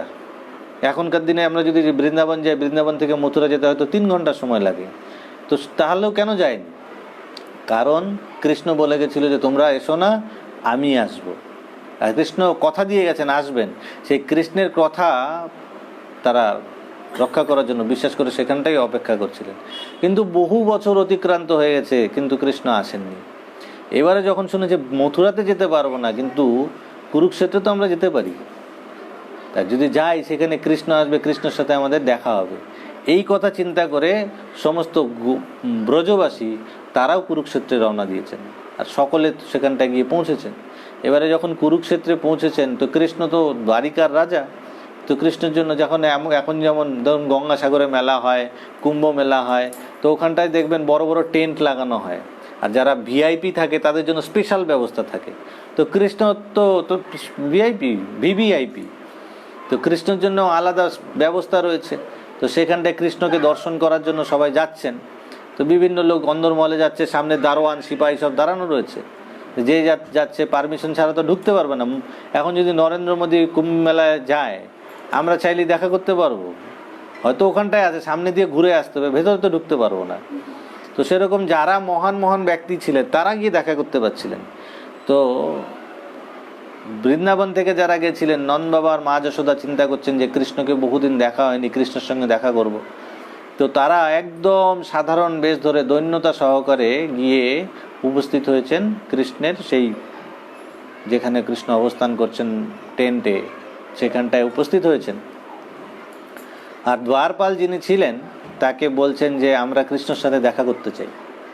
তো তখন সে দ্বারপাল জিজ্ঞেস করেছে তাদের বেশভূষা দেখে, রাজা, দ্বারিকার রাজা, যার সোনার নগরী, সোনার সিংহাসন, সমস্ত কিছু স্বর্ণ ভূষিত, মহল সোনার, তো তার সাথে এরকম বেশে দেখা করতে এসছে কে? বলছে আপনারা কে? বলছে তুমি গিয়ে বলো যে ব্রজ থেকে মা যশোদা নন্দ আসছে, এটা গিয়ে বলো কৃষ্ণকে। তো গেছে মেসেজ দেওয়ার জন্য, সেই বার্তাবাহক গেছে, গিয়ে তখন কৃষ্ণকে বলেছেন যে আপনার সঙ্গে দেখা করার জন্য দুজন এসছেন। তো বলছে দেখা করার জন্য এসছেন তো অনেক লোক এসছে, কে তারা, তাদের নাম কি? তো বলছে তারা বলছে যে তারা হচ্ছে বৃন্দাবন ব্রজ থেকে এসছে নন্দ আর যশোদা। আর যেই মুখ থেকে শুনেছে কৃষ্ণ নন্দ যশোদা এসছে, নন্দ যশোদার নাম শুনে কৃষ্ণ তার সোনার সিংহাসন থেকে লাফ দিয়ে নেমে পড়েছেন এবং সেখান থেকে ছুটতে শুরু করেছেন। ছুটছেন, তার কোনো হোশ নেই, বেহুশ অবস্থা কৃষ্ণের তখন। তার উত্তরীয় পড়ে যাচ্ছে, তার মুকুট পড়ে গেছে, তার বস্ত্র আলুলায়িত হয়ে গেছে, কেশ ছড়িয়ে গেছে। কৃষ্ণ ছুটছে, ছুটে গিয়ে তাড়াতাড়ি যখন পৌঁছেছেন সেখানটায়, নন্দ যশোদাকে দেখে তারা উভয়েই একদম প্রত্যেকে আনন্দিত। কৃষ্ণ প্রণাম করেছেন, তারপর নন্দ বাবা তিনি কৃষ্ণকে আলিঙ্গন করেছেন। কিন্তু তারপরে মা যশোদা ক্রন্দন করতে শুরু করেছেন, কেঁদেই যাচ্ছেন। বলছে কৃষ্ণ আমাদের কি অপরাধ হয়েছে, কেন তুমি আমাদের ছেড়ে চলে এলে, আমরা কি করেছি? নিশ্চয়ই আমরা কোনো খারাপ কাজ করেছি, আমরা অন্যায় করেছি। যদি কোনো অন্যায় হয়ে থাকে তাহলে কৃষ্ণ তুমি আমাদের বলো, আমরা আর করবো না কোনো দিন, তোমাকে দিয়ে অনেক কাজ করেছি। নন্দ বাবা বলছে আমার খরম তুমি মাথায় নিয়ে যেতে, তোমাকে দিয়ে আর কিচ্ছু করাবো না। মা যশোদা বলছে ও বুঝতে পেরেছি, তোমাকে আমি একবার উখলের সাথে বেঁধেছিলাম, হয়তো ওটার জন্যই তুমি রাগ করেছো না, আর কোনোদিনও তোমাকে বাঁধবো না, কিন্তু তবু কৃষ্ণ তুমি চলো। তো বলছে তুমি তো তোমাকে তো ঘুম পাড়ানোর জন্য আমাকে সেই গান গাইতে হতো, তুমি তো গান না শুনে ঘুমাতে পারতে না, তাহলে এখন তোমাকে ঘুম পাড়ায় কে? তোমার কত কষ্ট হচ্ছে, ঘুমাতে পারছো না, কৃষ্ণ তুমি চলো আমার সাথে। মানে প্রত্যেকে, নন্দ বাবা, মা যশোদা, তাদের যে করুণ অবস্থা, সেই করুণ দৃশ্য, তারা উভয়ই ক্রন্দন করছেন। এমনকি তাদের দেখে কৃষ্ণ তো এমনিতেই ক্রন্দন করতেন। আমাদের রয়েছে যে কৃষ্ণ দ্বারিকাতে যখন থাকতেন, এই জগন্নাথের যে বিগ্রহ, সেটা হচ্ছে রাধা বিরহ বিদুর বলে। রাধার বিরহে এই জগন্নাথ প্রকট হয়েছিলেন, তার এরকম হয়েছে। সেই লীলা কথাও আপনারা হয়তো শ্রবণ করে থাকবেন। সংক্ষেপে আমি বলছি যে কৃষ্ণ তার নিজের কথা শ্রবণ করতে ভীষণ ভালোবাসতেন। আর কৃষ্ণ দ্বারিকাতে যখন ছিলেন সে সময় কৃষ্ণ সারাক্ষণ ক্রন্দন করতেন। তো দেখা যাচ্ছে যে 16,108 রানী রয়েছে, তারা প্রত্যেকে কৃষ্ণের সেবার জন্য কৃষ্ণের পেছন পেছন ঘুরতেন। কিন্তু কৃষ্ণ এত কিছু থাকা সত্ত্বেও, এত ঐশ্বর্য, এত প্রেম, এত রানী, তাদের সেবা যত্ন, তা সত্ত্বেও কি করতেন? কৃষ্ণ সবসময় কান্না করতেন। তখন সেই রানীরা সেখানটায় রোহিণী মা ছিলেন, বলরামজির মা, রোহিণী মা। তো রোহিণী মাকে জিজ্ঞেস করেছেন যে কৃষ্ণ সবসময় এরকম কেন কান্না করে? বৃন্দাবনে যখন ছিল ছোটবেলায় কৃষ্ণের, তখন শৈশব লীলা, তো শৈশব অবস্থায় যখন কৃষ্ণ লীলা করেছিলেন তখন তো আপনিও বৃন্দাবনে ছিলেন। তো সেই সময় কি এমন হয়েছিল যার জন্য কৃষ্ণ এখনো সেটা ভুলতে পারে না, এখনো এত কান্না করে? তো এই কথা শুনে রোহিণী মা বলেছে তোমরা এই বিষয়ে বলো না, এমনি কৃষ্ণ সারাক্ষণ কান্না করে, এরপরে যদি কৃষ্ণ বৃন্দাবনের কথা কানে চলে আসে তাহলে কিন্তু কৃষ্ণ এখানে আর থাকবে না, কৃষ্ণ এখান থেকে ছেড়ে বৃন্দাবন চলে যাবে। তো সেই জন্য মা রোহিণী তাদের বারণ করেছে, না এই বিষয়ে কেউ কিছু বলবে না তোমরা কথা। কিন্তু বারবার তাদের সেই জানার একটা উৎসুকতা যে কৃষ্ণ কি করেছে বৃন্দাবনে, আর বৃন্দাবনবাসীরা কৃষ্ণকে কি এমন দিয়েছে যে কৃষ্ণ এখনো এত কিছু পাওয়ার পরেও কান্না করে। তো সেই ক্ষেত্রে তারা সুযোগ খুঁজছিল যে মা রোহিণীকে কখন একা পাওয়া যায়। একবার কৃষ্ণ আর বলরাম সুধর্ম সভার জন্য গেছেন, আর সেখানটায় উপস্থিত ছিলেন কে? সেখানটায় রোহিণী মা ছিল। আর 16,108 জন রানী তারা কি করেছেন? রোহিণী মাকে ধরেছেন যে কৃষ্ণ বলরাম আজকে নেই, আজকে আমাদের শোনাতে হবে যে কৃষ্ণ সেখানটায় কি লীলা করতেন। তো সবাই যখন খুব ধরেছেন তখন একটা বড় মহলের মধ্যে তারা গেছেন, গিয়ে বলেছেন ঠিক আছে এখানে আমি শোনাবো, কিন্তু দরজা জানলা সব বন্ধ থাকতে হবে যাতে কৃষ্ণ এখানটা না আসতে পারে, না শুনতে পারে। তো সমস্ত দরজা জানলা বন্ধ করে দেওয়া হয়েছে। সেখানটায় ভেতরে 16,108 জন রানী বসেছেন, আর উপরে একটা বড় সিংহাসনে রোহিণী মা বসেছেন। আর বাইরে দরজাতে রেখেছে কাকে? গেটে পাহারা হিসেবে সুভদ্রা দেবীকে। সুভদ্রা দেবীকে বলেছে তুমি এখানটায় থাকো, কেউ যেন ভেতরে প্রবেশ করতে না পারে, আর স্পেশালি কৃষ্ণ বলরাম যেন একদমই না। তাকে পাহারার জন্য রেখে ভেতরে লীলা কথা চলছে। তো লীলা চলছে এমন সময় কৃষ্ণ এবং বলরাম সুধর্ম সেবা শেষ করে তাদের মহলে চলে এসছে। আসার পরে দেখছে যে আজকে তো সব চারিদিক ফাঁকা, শুনশান, কাউকে দেখা যাচ্ছে না। অন্যদিন আস্তে আস্তেই সবাই এই দুধের গ্লাস, জলের গ্লাস, শরবত, পাখা সবাই সেবা অর্চা করার জন্য রেডি, কিন্তু আজকে কেউ নেই, কি ব্যাপার? তো দুজনে অবাক, সমস্ত কিছু ফাঁকা। দেখতে দেখতে ঘুরতে ঘুরতে তারা যখন গেছেন, গিয়ে দেখছেন যে সুভদ্রা দেবী একা একা বসে রয়েছেন। তো সুভদ্রা দেবীকে গিয়ে বলছেন আরে তুমি এখানটায় কি করছো? বলছে ভেতরে তোমার লীলা কথা চলছে, তোমাকে বলতে বারণ করেছে। তো যেমন আমাদের হয় যে বলছি এটা আপনাকেই বললাম, কাউকে বলবেন না, কিন্তু এটা অতি গোপন কথা, আপনাকেই বলছি, এটা কিন্তু কাউকে বলবেন না। তো সেরকমই সুভদ্রা দেবী ওখানটায় বলছেন। একবার এরকম একটা উদাহরণ রয়েছে, একজনের বিয়ে হবে, সে গরিব আর কি, তার বিয়ে করার জন্য তো ওই কোট পরতে হয় না, নন বেঙ্গলিদের মধ্যে সেই বড় শেরওয়ানি তার নেই। তার বন্ধু কদিন আগে বিয়ে করেছে, তাকে বলেছে ভাই তোর এটা একটু আমাকে দে, আমি বিয়ে করব, কিন্তু এটা কিন্তু কাউকে বলিস না, তো আমার তাহলে অপমান হয়ে যাবে, আমি বিয়ে করতে যাচ্ছি তোরটা ধার করে নিয়ে। তো সে গেছে বিয়ে করার জন্যে, আর সেই বন্ধু রয়েছে গেটে, সবাইকে বলছে তুই আমার পরিচিত বন্ধু, আমার কাছের ক্লোজেস্ট ফ্রেন্ড, তো তুই আমার সবাই পরিচিত, সবাইকে চিনিস, তো সবাইকে স্বাগত জানানো, বসানো, সেগুলো একটু দেখাশোনা করিস। তো সে কি করেছে? গেটে রয়েছে, আর সবাই আসছে, জিজ্ঞেস করছে যার বিয়ে তার কথা, ও কোথায় আছে? ওই তো ওখানে আমার কোট পরে বসে আছে, কিন্তু কিছু বলবেন না। তো যেই আসছে তাকে বলছে আমার কোট পরে বসে আছে। তো ওরকম হয়েছে সুভদ্রা দেবীর। তো বলছে ভেতরে তোমার কথা চলছে, কিন্তু তোমাকে বলা বারণ আছে। আর যেই কৃষ্ণ শুনেছে যে আমার কথা, আর কৃষ্ণ কেন, আমাদেরও যদি এখানটায় দেখা যায় যে এখানটায় কারো কথা চলছে, ধরেন মাতাজি সিঁড়ি দিয়ে উপরে উঠছে, আর আমাদের ঘরে আমরা গল্প করছি, মাতাজি না খুব ভালো। তো যখনই এই কথাটা যদি কানে যায়, উপরে না গিয়ে সোজা ওখানে 5 মিনিট দাঁড়িয়ে যাবে, কিন্তু কি বলছে ভালো করে শুনে নেবে। কিন্তু কারণ নিজের প্রশংসা প্রত্যেকের ভালো লাগে, এটা ম্যানুফ্যাকচারিং ডিফেক্ট আর কি। আমরা ম্যানুফ্যাকচারিং তো কৃষ্ণের থেকে হয়ে এসেছি। কৃষ্ণের যদি নিজের কথা শুনতে ভালো লাগে তো আমাদেরও লাগবে। তো কৃষ্ণ ওরকম নিজের কথা শোনার জন্যে যখন শুনেছে নিজের কথা, লীলা কথা হচ্ছে, কৃষ্ণ বলছে সুভদ্রা আমরা যাব ভেতরে। বলছে না না না না, ভেতরে তো যাওয়াই হবে না, মা বাবা বলেছে ভেতরে যেতে দিতে পারবো না। তো সুভদ্রাকে কৃষ্ণ তো কথায় চতুর, সবাইকে মানিয়ে নিতে পারে। তো কৃষ্ণ তাকে বোঝাচ্ছেন, সুভদ্রা এই কিছুদিন আগে রাখি বন্ধন গেল, তোমাকে দিলাম গিফট, এরপরে ভাইফোঁটা আসবে, তোমাকে এবার সুন্দর গিফট দেবো। এরকমভাবে কৃষ্ণ ছল চাতুরি করে তাকে বোঝাচ্ছে। তো সুভদ্রাও তখন বলছে আচ্ছা ঠিক আছে, কিন্তু ভেতরে ঢুকতে দেবো না, আমি জানলা খুলে দিচ্ছি, তুমি জানলা দিয়ে শুনতে পারো। হ্যাঁ হ্যাঁ চলবে, জানলা খুলে দিলেই হবে। তো তখন কি করেছেন, সুভদ্রা দেবী জানলা খুলে দিয়েছেন, আর সুভদ্রা দেবীর মাঝখানে একদিকে কৃষ্ণ, একদিকে বলরাম, তারা দাঁড়িয়ে তিনজনে ওখানটায় রোহিণী দেবী কথা শোনাচ্ছেন, তারা কথা শুনে যাচ্ছে।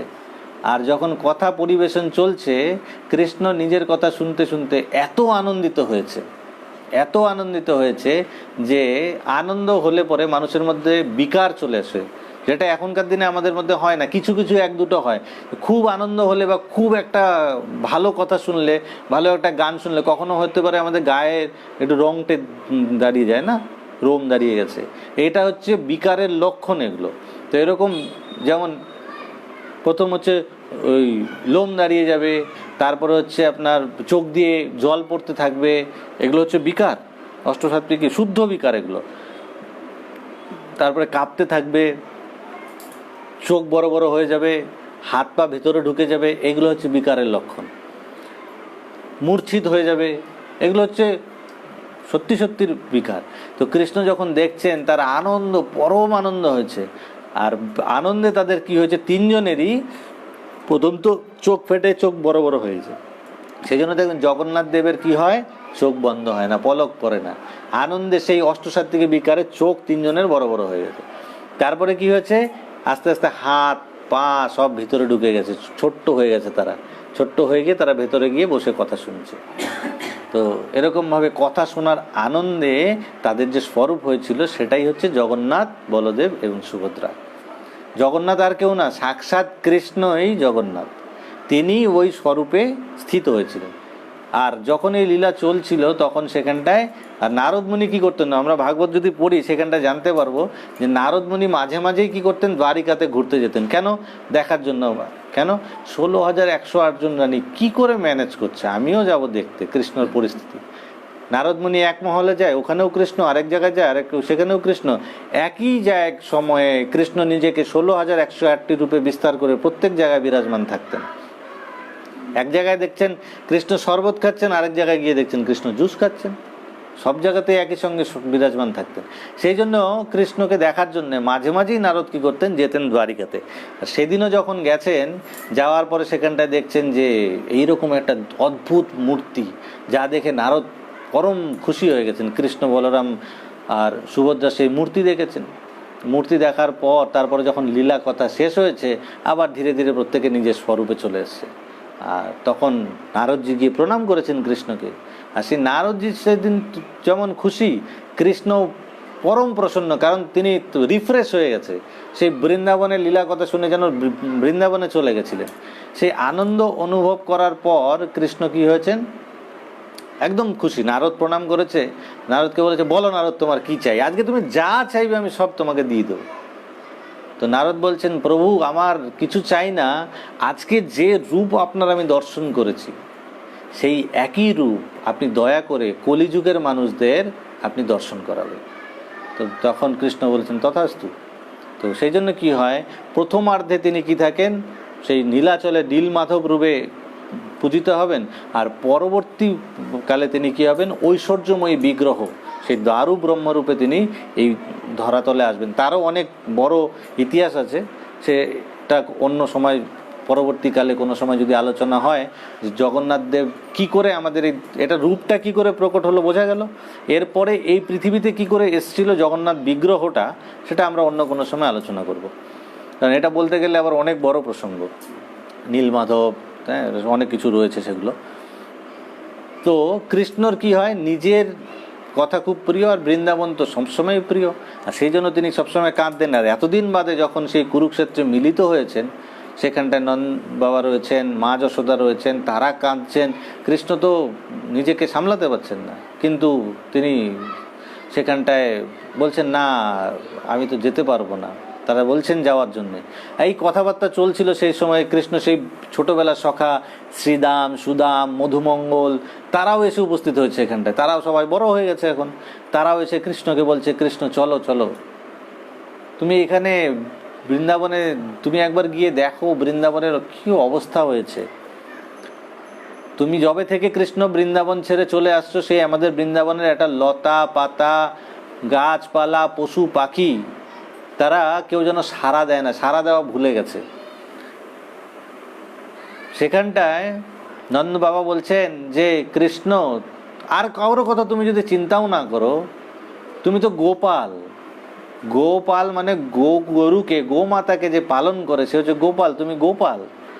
আর তুমি সেই গাইদের, গোমাতাদের যে কি কষ্ট, সেটা যদি তুমি একবার দেখতে, যবে থেকে কৃষ্ণ তুমি চলে এসছো বৃন্দাবন থেকে, তারা কিছু খায় না, তারা ঘাস খায় না, তারা কোনো কিছু জল পান করতে চায় না, তারা শুধু তাকিয়ে থাকে আকাশের দিকে।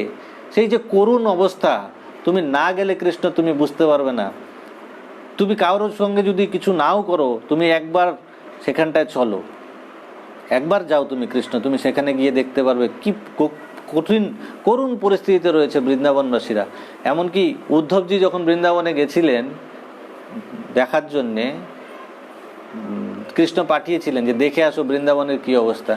দেখছেন, একজনকে জিজ্ঞেস করেছেন যে আমি যাব নন্দ বাবার সঙ্গে দেখা করতে, যশোদা মায়ের সাথে, তারা কোথায় থাকেন?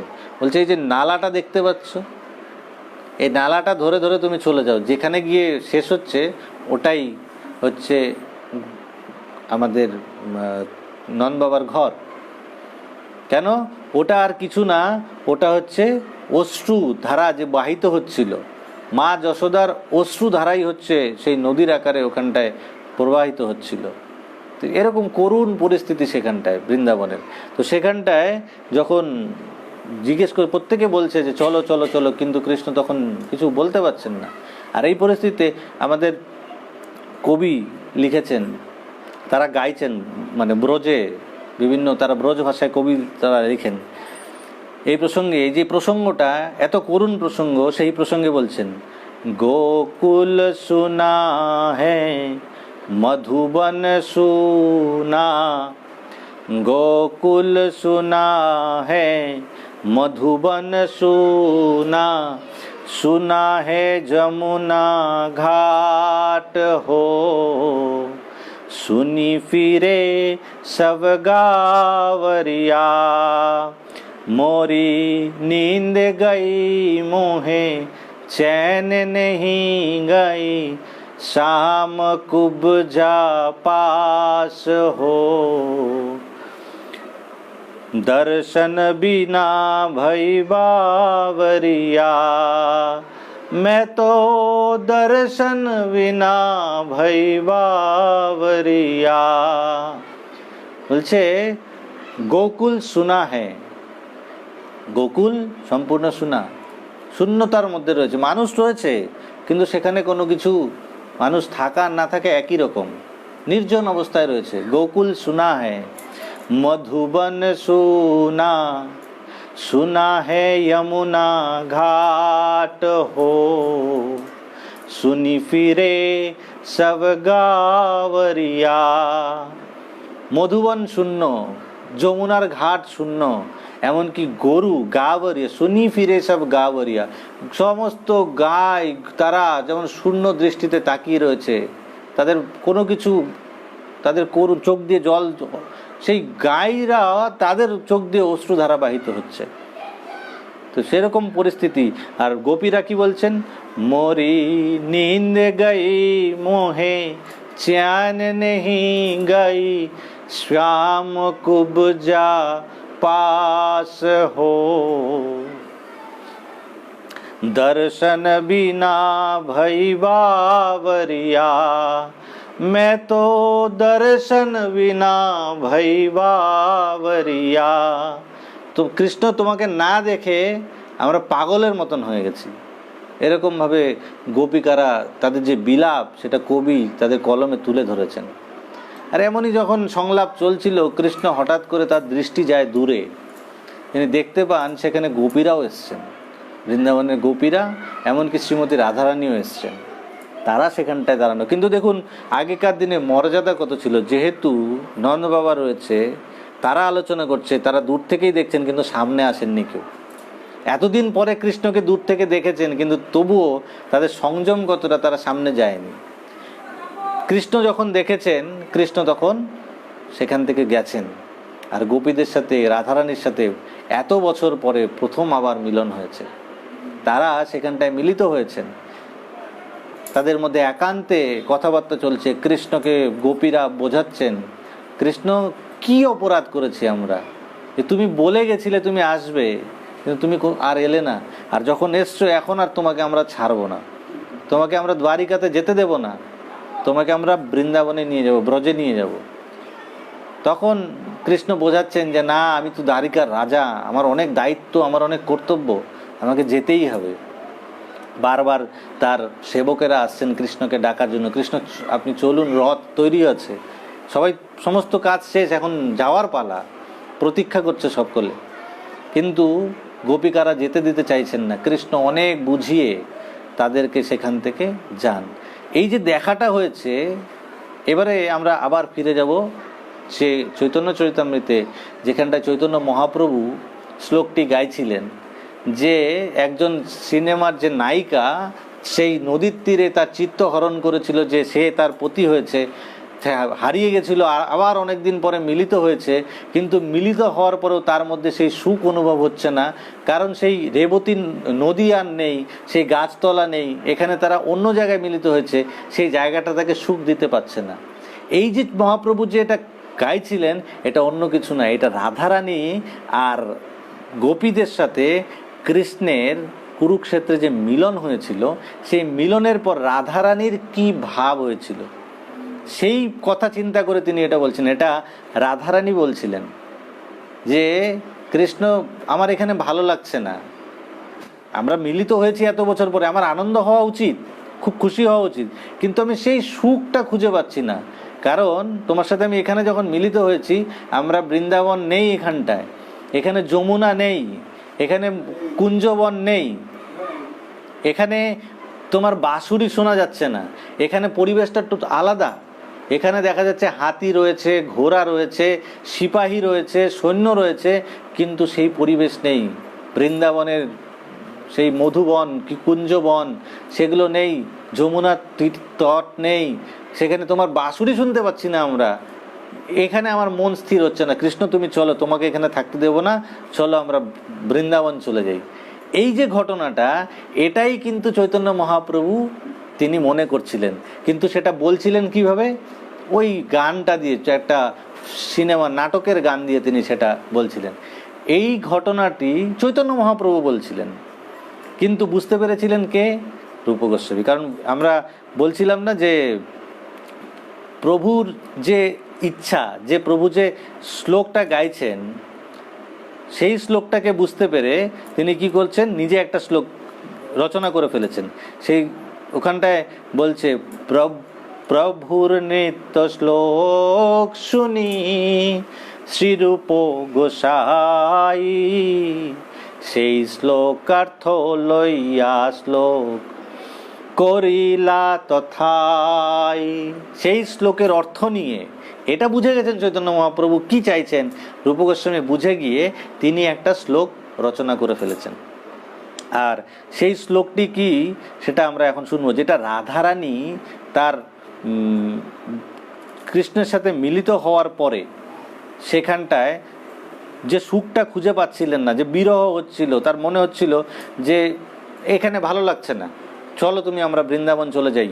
তো সেই শ্লোকটাই কিভাবে রাধারানী বলছিলেন সেটা রূপ গোস্বামী রচনা করেছেন। সেখানে বলছে, প্রিয় স্বয়ং কৃষ্ণ সহচরী কুরুক্ষেত্র মিলিত, তথাহং সরাধা তদিদম উভয় সঙ্গম সুখম, তথ্যাপন্ত খেলনা মধুর মুরলি পঞ্চমজুষে,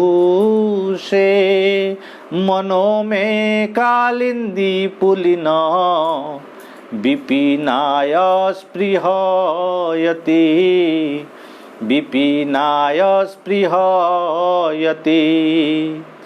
এটা রাধারানীর উক্তি, আর এই রাধারানীর উক্তিটাকেই রূপ গোস্বামী বুঝতে পেরে এই শ্লোকটি রচনা করেছিলেন, এই শ্লোকটি লিখেছেন। সেই শ্লোকটির এটা সংস্কৃতে, বাংলায় অর্থ কি বলছে, যে সহচরী আমার অতি প্রিয় শ্রীকৃষ্ণের সঙ্গে এই কুরুক্ষেত্রে আমার মিলন হয়েছে, এত বছর পরে মিলন, আমিও সেই রাধা আর তুমিও সেই কৃষ্ণ, কিন্তু এখন আমাদের মিলন হওয়ার পরে আমি সুখ অনুভব করতে পাচ্ছি না। তদিদম উভয় সঙ্গম সুখম, আমাদের সুখ হওয়ার কথা, কিন্তু আমি সুখ অনুভব করছি না। আমি কি করছি? কারণ হচ্ছে কি, তা অত্যন্ত সুখকর হওয়া উচিত ছিল, কিন্তু শ্রীকৃষ্ণের মুরলীর পঞ্চম সুর এখানটায় নেই। আনন্দে প্লাবিত যমুনার তীরে বনের জন্যে আমার চিত্ত আকুল হয়ে উঠছে। আমার চিত্ত আকুল হয়ে উঠছে কার জন্য? যমুনার তীর আর কৃষ্ণের বাঁশির, তার জন্য আমার চিত্ত আকুল হয়ে উঠেছে। এটা হচ্ছে রাধারানীর মনের ভাব। আর এই ভাবটা নিয়েই চৈতন্য মহাপ্রভু ওই একটা শ্লোক লোকস কথা গাইছিলেন। কিন্তু তার ভাব কি ছিল, মূল অর্থ কি ছিল? এই যে রাধারানীর যে ভাব, সেই ভাবটাকে চিন্তা করে তিনি গাইছিলেন। কিন্তু সেটা তো অন্য কিছু গাইছিলেন। কিন্তু রূপ গোস্বামী সেটাকে বুঝতে পেরে এই শ্লোকটি রচনা করে ফেলেছেন, মনে মনে রচনা করেছেন। তথাই বলছে না যে তথাই শ্লোকার্থ লইয়া শ্লোক করিলা তথাই, সেখানটাই সেই শ্লোক রচনা করে ফেলেছে। তার আগে বলছে সামান্য শ্লোক। এবারে তখনকার দিনে শ্লোক কি হতো, লেখাপড়া কীরকমভাবে হতো? তখনকার দিনে আমাদের মতো খাতা পেন্সিল ছিল না, সেখানে তালপত্রে লেখা হতো। তো তাল পাতার মধ্যে শ্লোক লিখেছে। তো এখন বলছে তালপত্রে শ্লোক লিখি চালেতে রাখিলা, সমুদ্র স্নান করিবারে রূপ গোসাই গেলা। তো তাল পাতার মধ্যে শ্লোক লিখেছেন রূপ গোস্বামী, প্রথম তো মনে তৈরি করে ফেলেছেন। এবারে গিয়ে তিনি কি করেছেন, শ্লোকটিকে পরের দিন রচনা করেছেন, লিখেছেন তাল পাতার মধ্যে। লিখে সেটাকে শুকাতে হতো আগে, সেই শুকানোর জন্য তিনি কি করেছেন, তালপত্রে শ্লোক লিখি চালেতে রাখিলা। এবার রেখে তিনি কোথায় গেলেন? সমুদ্র স্নান করিবারে রূপ গোসাই গেলা। তিনি সমুদ্রে স্নান করার জন্য রূপ গোসাই সেখান থেকে গেলেন। আর এমতো অবস্থায় কি হয়েছে, যখন রূপ গোস্বামী স্নান করার জন্য গেছেন, রূপ গোস্বামী থাকতেন কোথায়? পুরীতে থাকতেন হরিদাস ঠাকুরের, নামাচার্য হরিদাস ঠাকুর, তার সঙ্গে থাকতেন। চৈতন্য মহাপ্রভু বলেছিলেন যে এ এসছে, হরিদাস ঠাকুরকে বলেছেন একে তোমার সাথে রাখো। তো হরিদাস ঠাকুরের কুটিরে থাকতেন সেখানটায়। তো যখন ওখানটায় চৈতন্য মহাপ্রভু কি করতেন, হরিদাস ঠাকুরের যেহেতু তিনি মুসলিম পরিবার থেকে ছিলেন, তার জগন্নাথ পুরীতে জগন্নাথ দেবকে দর্শন করার অনুমতি ছিল না। কারণ জগন্নাথ মন্দিরে এখনো নিয়ম আছে, সনাতন হিন্দু ধর্ম যারা জন্মসূত্রে হিন্দু, তারা ছাড়া অন্য কাউকে ভেতরে প্রবেশ করতে দেয় না। সেই জন্য প্রভুপাদ কি করেছেন, যে জগন্নাথকে দর্শন করতে দেবেন না, সারা বিশ্বে জগন্নাথকে উনি বার করে নিয়ে এসছেন। সেই জন্য, কারণ এত এত বিদেশি ভক্ত তিনি তৈরি করেছেন যারা গুণের দ্বারা সত্যিকারের বৈষ্ণব হয়েছেন, কিন্তু জগন্নাথ পুরীতে তাদের এখনো ঢুকতে দেওয়া হয় না। সেই জন্যে শিল প্রভুপাদ জগন্নাথকে কি করেছেন, বিশ্বব্যাপী প্রচার করে দিয়ে, তোমরা জগন্নাথকে বার করতে দেবে না, আমি জগন্নাথকে সারা পৃথিবীতে প্রচার করব। তো সেই জন্য আগে চৈতন্য মহাপ্রভু রথকে একটা মাত্রা দিয়েছিলেন, কিন্তু পরবর্তীকালে এখন প্রভুপাদ সারা বিশ্বে রথকে যেভাবে জনপ্রিয় করেছেন, কোথায় নেই, সারা বিশ্বে কোন প্রান্ত নেই, সমস্ত জায়গায় রথ সংগঠিত হচ্ছে।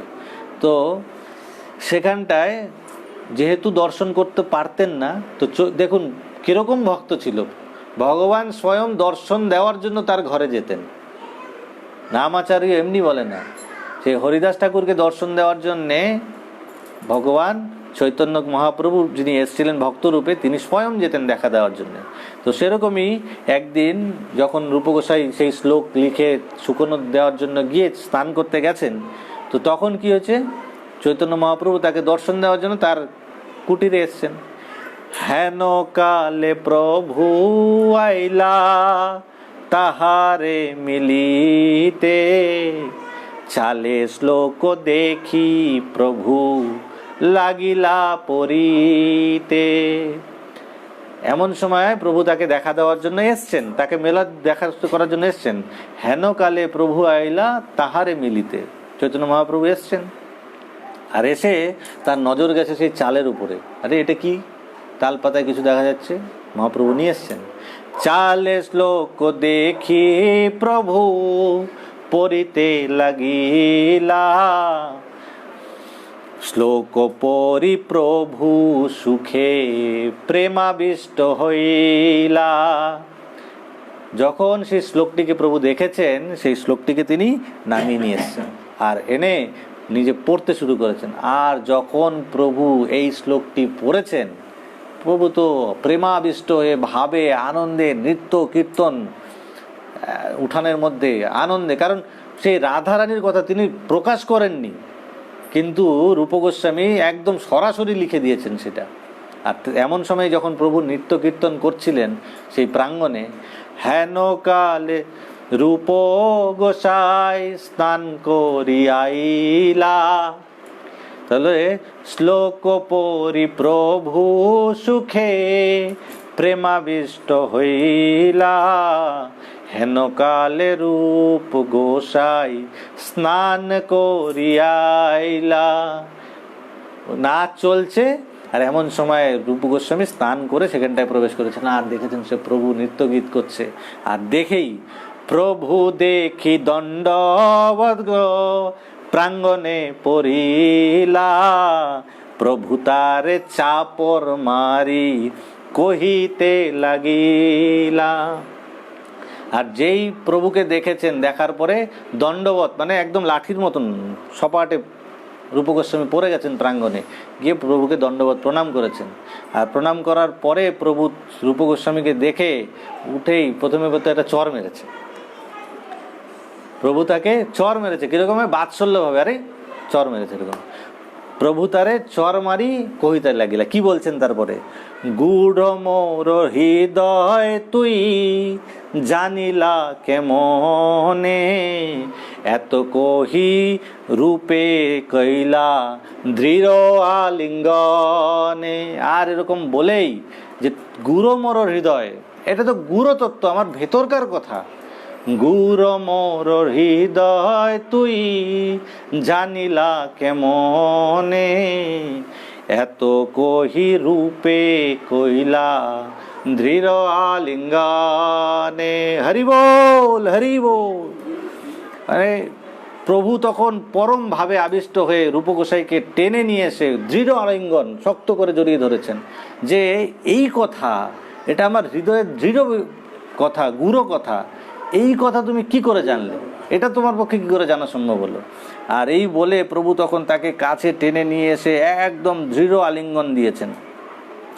আর এইবার প্রভু কি করছেন, চৈতন্য মহাপ্রভু এরপরে কি করছেন, সেই শ্লোক লইয়া প্রভু স্বরূপে দেখাইলা, স্বরূপের পরীক্ষা লাগি তাহারে পুছিলা। এবার সেই শ্লোকটাকে নিয়ে স্বরূপ গোস্বামীকে দিয়েছেন, কারণ স্বরূপ গোস্বামী তো একমাত্র জানতেন চৈতন্য মহাপ্রভুর মনের কথা, তিনি শোনাতেন। এইবারে সেই শ্লোকটা নিয়ে স্বরূপ দামোদর গোস্বামীকে দিয়েছেন, আর পরীক্ষা করার জন্য তাকে জিজ্ঞেস করছেন, স্বরূপেরও পরীক্ষা লাগি তাহারে পুছিলা। কি জিজ্ঞেস করছেন, মোর অন্তর বার্তা রূপ জানিল কেমনে, স্বরূপ কহে জানি কৃপা করিয়াছ আপনে। চৈতন্য মহাপ্রভু জিজ্ঞেস করছেন যে মোর অন্তরবার্তা রূপ জানিল কেমনে, কি করে জানলো, এত এটা কি করে সম্ভব হয়েছে। কিন্তু স্বরূপ গোস্বামী তো এটা পরীক্ষার জন্য রূপ প্রভু জিজ্ঞেস করেছেন। স্বরূপ গোস্বামী পণ্ডিত ব্যক্তি, আর মহাপ্রভুর কৃপা তার মধ্যেও রয়েছে। তিনি তো বলছেন যে এরকম ভাবে কারোর পক্ষে সম্ভব হবে না যদি না আপনি কৃপা করে থাকেন। তার মানেই উনি এরকম ভাবে বুঝতে পারছেন, তার মানেই হচ্ছে আপনি তাকে কৃপা করেছেন, আপনার কৃপা তার উপর অলরেডি হয়ে গেছে। তো সেই জন্য বলেছেন, স্বরূপ কহে জানি কৃপা করিয়াছ আপনে, অন্যথায় অর্থ কার নাহি হয় জ্ঞান, তুমি পূর্বে কৃপা কইলা করি অনুমান। বলছে অন্যথা এই অর্থ বোঝা, এই জ্ঞান কারো পক্ষে সম্ভব না। নিশ্চয়ই তুমি পূর্বে এর আগে তুমি তাকে কৃপা করেছো, না হলে সম্ভব হবেই না। প্রভু তখন হাসছেন, প্রভু কহেই হো আমায় প্রয়াগে মিলিলা, যোগ্য পাত্র জানি হায় মোর কৃপা তো হইলা। তো প্রভু বলছেন, হ্যাঁ ঠিক, এ এর সাথে আমার প্রয়াগে দেখা হয়েছিল। প্রথম দেখুন, ষট গোস্বামীদের মধ্যে সবার প্রথম দেখা হয়েছিল রঘুনাথ দাস গোস্বামী, কিন্তু প্রথম জ্ঞান, প্রথম শিক্ষা চৈতন্য মহাপ্রভু কাকে দিয়েছেন? রূপ গোস্বামীকে। সেই জন্যে সবার আগে অগ্রজ, যে ষড় গোস্বামীদের মধ্যে অগ্রজ হচ্ছে রূপ গোস্বামী। যদিও ভক্তিরসামৃত গ্রন্থে, ভক্তিরসামৃত সিন্ধু গ্রন্থে রূপ গোস্বামী তার গুরু বলছেন কাকে? সনাতন গোস্বামীকে, তার বড় ভাইকে। কিন্তু তথাপি এদের মধ্যে অগ্রজ হিসাবে রূপ গোস্বামীকেও ধরা হয়, বলা হয়, কারণ প্রথম শিক্ষা চৈতন্য মহাপ্রভুর কাছ থেকে, প্রথম কৃপা রূপ গোস্বামী লাভ করেছিলেন।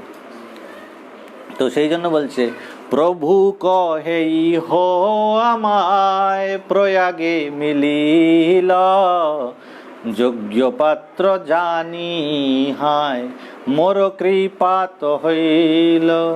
যোগ্য পাত্র, দেখুন পাত্রতা দরকার। শ্রীমদ্ ভগবদ গীতাতেও আমরা শুনেছি যে শিষ্যের যোগ্যতা কি হবে।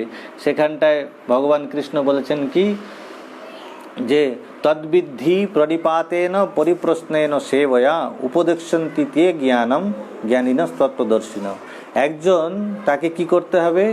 সদ্গুরু সন্ধান করতে হবে। আর তাতে কি করতে হবে? তদ্বিদ্ধি প্রণিপাতেন, তাকে একদম বিনম্রভাবে হাত জোর করে প্রণিপাত করে, তদ্বিদ্ধি প্রণিপাতেন পরিপ্রশ্নেন, তাকে হাত জোর করে তাকে প্রশ্ন করতে হবে গুরুদেবকে, তাকে বিনয়ী হতে হবে। পরিপ্রশ্নেন সেবয়া, তাকে তত্ত্ব জিজ্ঞাসা করতে হবে। আর উপযুক্ত সেবার দ্বারা গুরুদেবকে সন্তুষ্ট করতে হবে। যদি এরকম করা যায়, গুরুদেব সন্তুষ্ট হলে পরে তখন তিনি কি করবেন?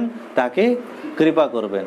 আর যদি বলছে আমাদের এই যে শাস্ত্র জ্ঞান আমাদের মধ্যে রয়েছে, প্রত্যেকের মধ্যে রয়েছে, আমরা প্রত্যেকেই ভগবানের অংশ, চিন্ময় অংশ। সেই জন্যে ভগবান যে সচ্চিদানন্দময়, সেই স্বরূপ আমরাও রয়েছি, কিন্তু আমরা কি মায়ার দ্বারা মোহিত হয়ে আছি, মায়ার বন্ধনেও রয়েছি, ঢাকা রয়েছে সেটা।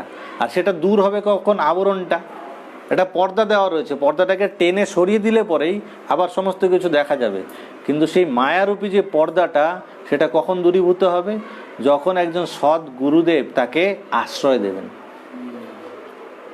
সৎ গুরুদেব যখন তাকে আশ্রয় দেবেন, তো এখন আপনি গ্রন্থ পড়ছেন, শাস্ত্র পড়ছেন, হৃদয়ঙ্গম করতে পারছেন না, বুঝতে পারছেন না, বা পড়লেও সেটাকে সেই অনুযায়ী কাজে লাগাতে পারছেন না। কিন্তু সেই পড়াটাই অল্প পড়লেও কাজে লেগে যাবে, বা না পড়লেও হয়ে যাচ্ছে। কি করে? বলছে নরোত্তম দাস ঠাকুর প্রেম ভক্তি চন্দ্রিকাতে লিখেছেন, শ্রীগুরু করুণা সিন্ধু অধম জনার বন্ধু। শ্রীগুরু কিরকম? করুণার সিন্ধু। আর কিরকম? অধমজন, যে গুরুদেবের কাছে অধমের মতন যাবে। আর তাহলে পরে কি হবে? সেই দিব্যজ্ঞান হৃদয়ে প্রকাশিত। দিব্যজ্ঞান, যে শাস্ত্রের জ্ঞান, এটাকে দিব্যজ্ঞান বলে, এটা কোনো জড় জ্ঞান না, এটা হচ্ছে দিব্যজ্ঞান। আর দিব্যজ্ঞান কি হয়? বলছে গুরু কৃপা হলে পরে তখন হৃদয়ে প্রকাশিত হয়, সেটা ব্রেনে প্রকাশিত হয় না। ব্রেন দিয়ে দিব্যজ্ঞান হবে না। দিব্যজ্ঞান অটোমেটিক্যালি গুরুদেবের কৃপাতে হৃদয়ে স্ফুরিত হবে তখন। তো সেই জন্যে গুরু কৃপা দরকার। সেই জন্য সেখানটায়, আর গুরু কৃপা কখন লাভ হবে? গুরুর কাছে গিয়ে তাকে পাত্রতা তৈরি করতে হবে, যেটা চৈতন্য মহাপ্রভু এখানটায় কি বললেন, যে যোগ্য পাত্র জানি, এ যোগ্য পাত্র জানি ইহায় মোর কৃপা তো হইল। মানে তার যোগ্যতা দেখলে পরে তখন কৃপা হয়। তো আমাদেরও যদি কৃপা লাভ করতে হয় গুরুদেবের কাছে, নিজেকে যোগ্য তৈরি করতে হবে, বিনয়ী করতে হবে, গুরুদেবের কাছে গিয়ে দৈন্যতা নিয়ে পৌঁছাতে হবে, গুরুদেবের প্রতি আমাদের সেবার ভাব থাকতে হবে, তাহলে গুরুদেবের কৃপা হবে। তারপরে কি বলছেন? তবে শক্তি সঞ্চারী আমি কৈলো উপদেশ, তুমি হ কহিও ইহায় রসের বিশেষ। তো তারপরে আমি কি করলাম? এর মধ্যে শক্তি সঞ্চার করলাম। দেখুন, যেটা আমি বললাম একটু আগে, যে যখন গুরুদেব চাইবেন, গুরুদেব যদি তাকে কৃপা করেন, শক্তি সঞ্চার করেন, তার মধ্যে অটোমেটিক্যালি স্ফুরিত হবে। তার মনে কি চলছে, চৈতন্য মহাপ্রভুর হৃদয়ের কথা, মনের কথা তিনি জানতে পেরে যাচ্ছেন, জানতে পেরে তিনি লিখে দিচ্ছেন। সেই জন্যই তিনি আনন্দে আবিষ্ট হয়ে নৃত্যগীত করছেন সেখানটায়।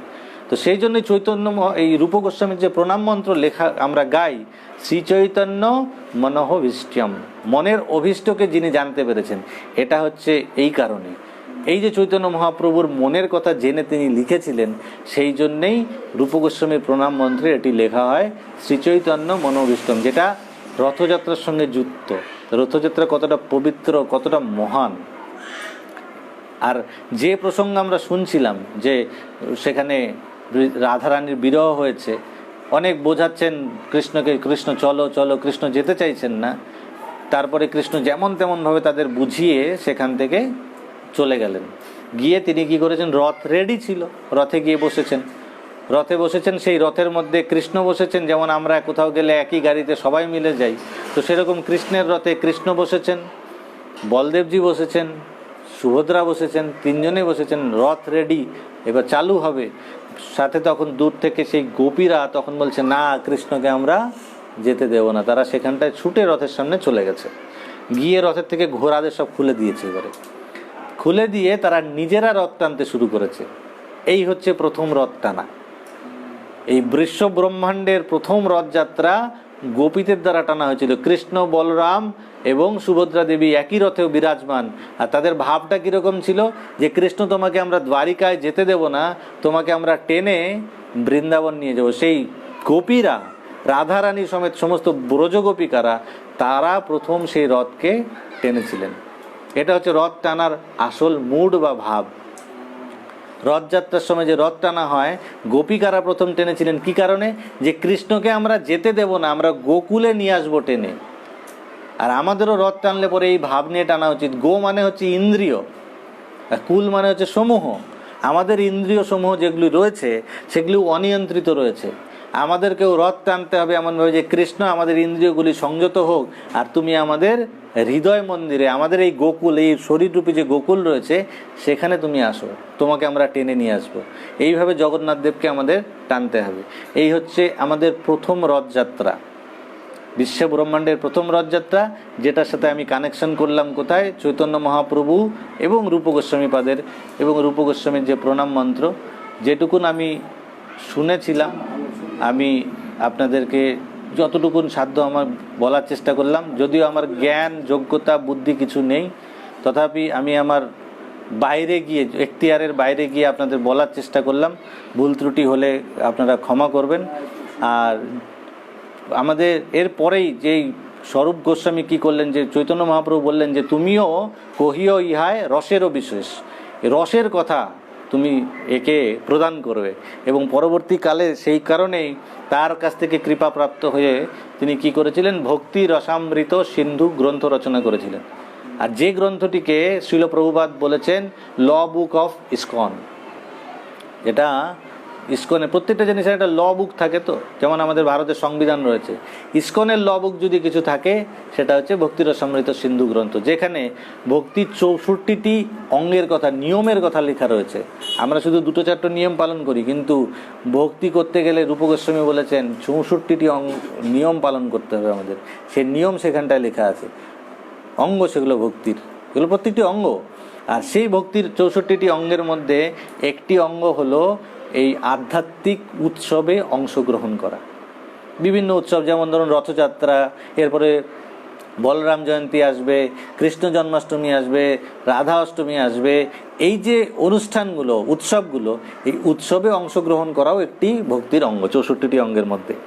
আর সেই উৎসবে অংশগ্রহণ করা, যেরকম আমরা ফিজিক্যালি অংশগ্রহণও করছি, তার সাথে সাথে আরেকটা জিনিসও গুরুত্বপূর্ণ, সেই উৎসবের মহিমা শ্রবণ করা এবং কীর্তন করা, এটাও তার মধ্যেই পড়ে। উৎসব উদযাপনের মধ্যে এটাও একটি অংশ। আমরা যদি উৎসবের মহিমা কথা শ্রবণ করি, কীর্তন করি, তাহলে পরে সেটাও কি হবে, সেটা ভক্তির ডাইরেক্ট। আমরা এই যে কথা শুনছি, এটা ইটসেলফ ভক্তি হয়ে যাচ্ছে।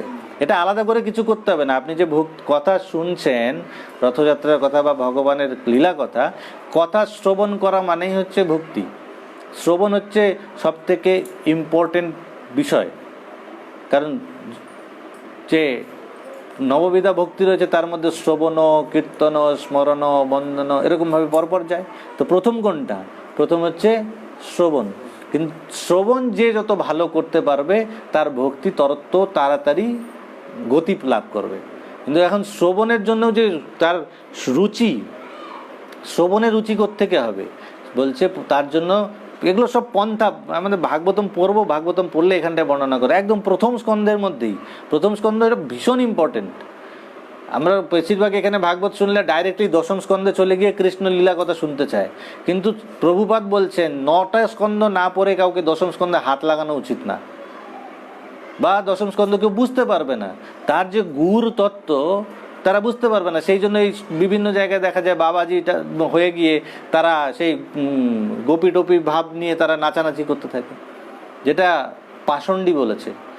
সবার আগে পড়তে হবে কি এই 9টা অধ্যায়কে ধীরে ধীরে ধীরে ধীরে, তার কারণ সেটা অনেক উচ্চতর, গোপীদের যে ভাব, গোপীদের যে লীলা, সেটা অনেক উন্নত পর্যায়ের। সেইভাবে পৌঁছতে গেলে প্রথমে 9টি স্কন্ধকে পড়তে হবে, তারপরে সেখানে পৌঁছানো যাবে। তো এখানটায় প্রথম স্কন্ধে বলা রয়েছে যে আমাদের শ্রবণের রুচি কী করে উৎপন্ন হবে। আমরা জানি যে শ্রবণের মাধ্যমে সমস্ত প্রোগ্রেস হবে, যেটা আমি বললাম যে আরেকটা বলছিলাম না, যে প্রথম হচ্ছে শ্রদ্ধা, সাধুসঙ্গ, ভজন ক্রিয়া, অনর্থ নিবৃত্তি, নিষ্ঠা, রুচি, ভাব, প্রেম, এরকমভাবে যে আসক্তি। তো শ্রদ্ধাটা কোত্থেকে উৎপন্ন হবে? সাধুসঙ্গ করলে শ্রদ্ধা উৎপন্ন হবে, সাধুসঙ্গ করলে শ্রদ্ধা উৎপন্ন হবে, কথা শোনার রুচি উৎপন্ন হবে। তাই আমাদের যত বেশি সম্ভব শুদ্ধ বৈষ্ণবের দর্শন, তাদের সান্নিধ্যে যাওয়া, তাদের মুখ থেকে হরিকথা শ্রবণ করা, এগুলো খুবই গুরুত্বপূর্ণ। বা তাদের সেবা করা যেন তেন প্রকারে। বলছে প্রভুপাদ এখানে ব্যাখ্যা করেছেন যে ভাগবত 2 ধরনের আছে, একটা হচ্ছে গ্রন্থ ভাগবত, আরেকটা হচ্ছে ভক্ত ভাগবত। এটা দুটোই ভাগবত, কিন্তু দুটো ভাগবত যখনই দুটো থাকে তার মধ্যে বলা সবসময় কম্পারিজন না, যে দুটো আছে তার মধ্যে কোনটি সব থেকে ভালো, শ্রেষ্ঠ কোনটি। বলছে গ্রন্থ ভাগবতের থেকেও কোটি গুণে শ্রেষ্ঠ হচ্ছে ভক্ত ভাগবত। কারণ গ্রন্থ ভাগবত আছে, আপনি পড়ছেন, তারপরে কি করছেন না, নিজের খেয়াল খুশি মতন করছেন, বুঝতে পারছেন কি পারছেন না। কিন্তু যদি আপনি ভক্ত ভাগবতের সান্নিধ্যে থাকেন, আপনি ভুল করবেন, সে আপনাকে এই এটা কেন করছো, আপনাকে রাস্তা ধরিয়ে দেবে, সে আরও বেশি কৃপাময়। সেই জন্যে আমাদের বলছে না নিত্যম ভাগবত সেবয়া, যদি আমাদের মানে উন্নতি করতে হয় প্রতিদিন ভাগবতের সেবা করতে হবে। ভাগবত সেবা মানে গ্রন্থ ভাগবত অ্যাজ ওয়েল অ্যাজ ভক্ত ভাগবত। আর যেহেতু ভক্ত ভাগবত গ্রন্থ ভাগবতের থেকেও কোটি গুণে শ্রেষ্ঠ, পরম দয়ালু, তারা রাস্তা দেখান, সেই জন্য তাদের সান্নিধ্যে যাওয়া উচিত। আর তাদের সান্নিধ্যে গেলে তাদের যদি কৃপা হয়ে যায়, বলছে যে বহু বহু জন্ম অতিক্রম করার পর একজন সিদ্ধি লাভ করার চেষ্টা করে, বিভিন্ন জ্ঞানী যোগী কর্মী রয়েছে, কিন্তু তারা কখনো ভগবানকে লাভ করতে পারে না। ভগবানকে কে লাভ করতে পারে? একমাত্র ভক্ত। আর ভক্ত হতে গেলে কি করতে হবে? ভক্ত হতে গেলে ভগবানের ভক্তের সান্নিধ্যে যেতে হবে। আপনাকে যদি পয়সাওয়ালা হতে চান, তাহলে পরে কি আপনি রাস্তার যে এমনি কিছু করে না ঘুরে বেড়ায় তার সাথে যোগাযোগ করলে কি আপনাকে রাস্তা পাওয়া যাবে? পয়সাওয়ালা হতে গেলে যে পয়সা কামিয়েছে, কিভাবে কামিয়েছে, কি ব্যবসার রাস্তা আছে, তার সঙ্গে আলোচনা করলে সে আপনাকে পথ দেখাবে। সেরকমভাবেই ভক্তি করতে হলে আপনাকে ভক্তের সঙ্গে যেতে হবে। সেই জন্য মহৎ সেবা এটা খুব ইম্পর্টেন্ট। মহৎ সেবা দ্বারম আহু বিনির্মুক্তয়া, একদম আপনাকে রাস্তা খুলে দেবে ভক্তির জন্যে। তো সেই জন্যে আমাদের কি করতে হবে? মহৎ সেবা করতে হবে। তো শ্রবণ খুব গুরুত্বপূর্ণ। তা যেরকমভাবে আমরা শুনলাম যে গোপিকারা তারা কিভাবে কৃষ্ণের লীলা স্মরণ করতেন, বা কৃষ্ণ তার নিজের কথা স্মরণ করে যেরকম তন্ময় হয়ে গেছিলেন, যার মূর্তি হচ্ছে জগন্নাথ, তো সেরকমভাবে আমাদেরকেও কৃষ্ণ কথা শ্রবণ করা উচিত। আর যত আমরা শ্রবণ করব তত আমাদের ভক্তিপথে উন্নতি হবে। তো আজকে এখানেই কথা বিরাম দিচ্ছি। আপনাদের অসংখ্য ধন্যবাদ, আপনারা ধৈর্য সহকারে শ্রবণ করলেন, এবং আমার ভুল ত্রুটি কোথাও হলে মার্জনা করবেন। হরে কৃষ্ণা কৃষ্ণা কৃষ্ণা হরে হরে, হরে রাম রাম রাম হরে হরে, হরে কৃষ্ণা কৃষ্ণা কৃষ্ণা হরে হরে, হরে রাম রাম রাম হরে হরে, হরে কৃষ্ণ কৃষ্ণ হরে হরে, হরে রাম রাম राम हरे हरे। श्रीमद्भागवतम महापुराण की जय, श्री चैतन्य चरितामृत की जय, उपस्थित समवेत भक्त वृंद की जय, अनंत कोटि वैष्णव वृंद की जय, श्रील प्रभुपाद की जय। निताय गौर प्रेमानंदे, हरि हरि बोल।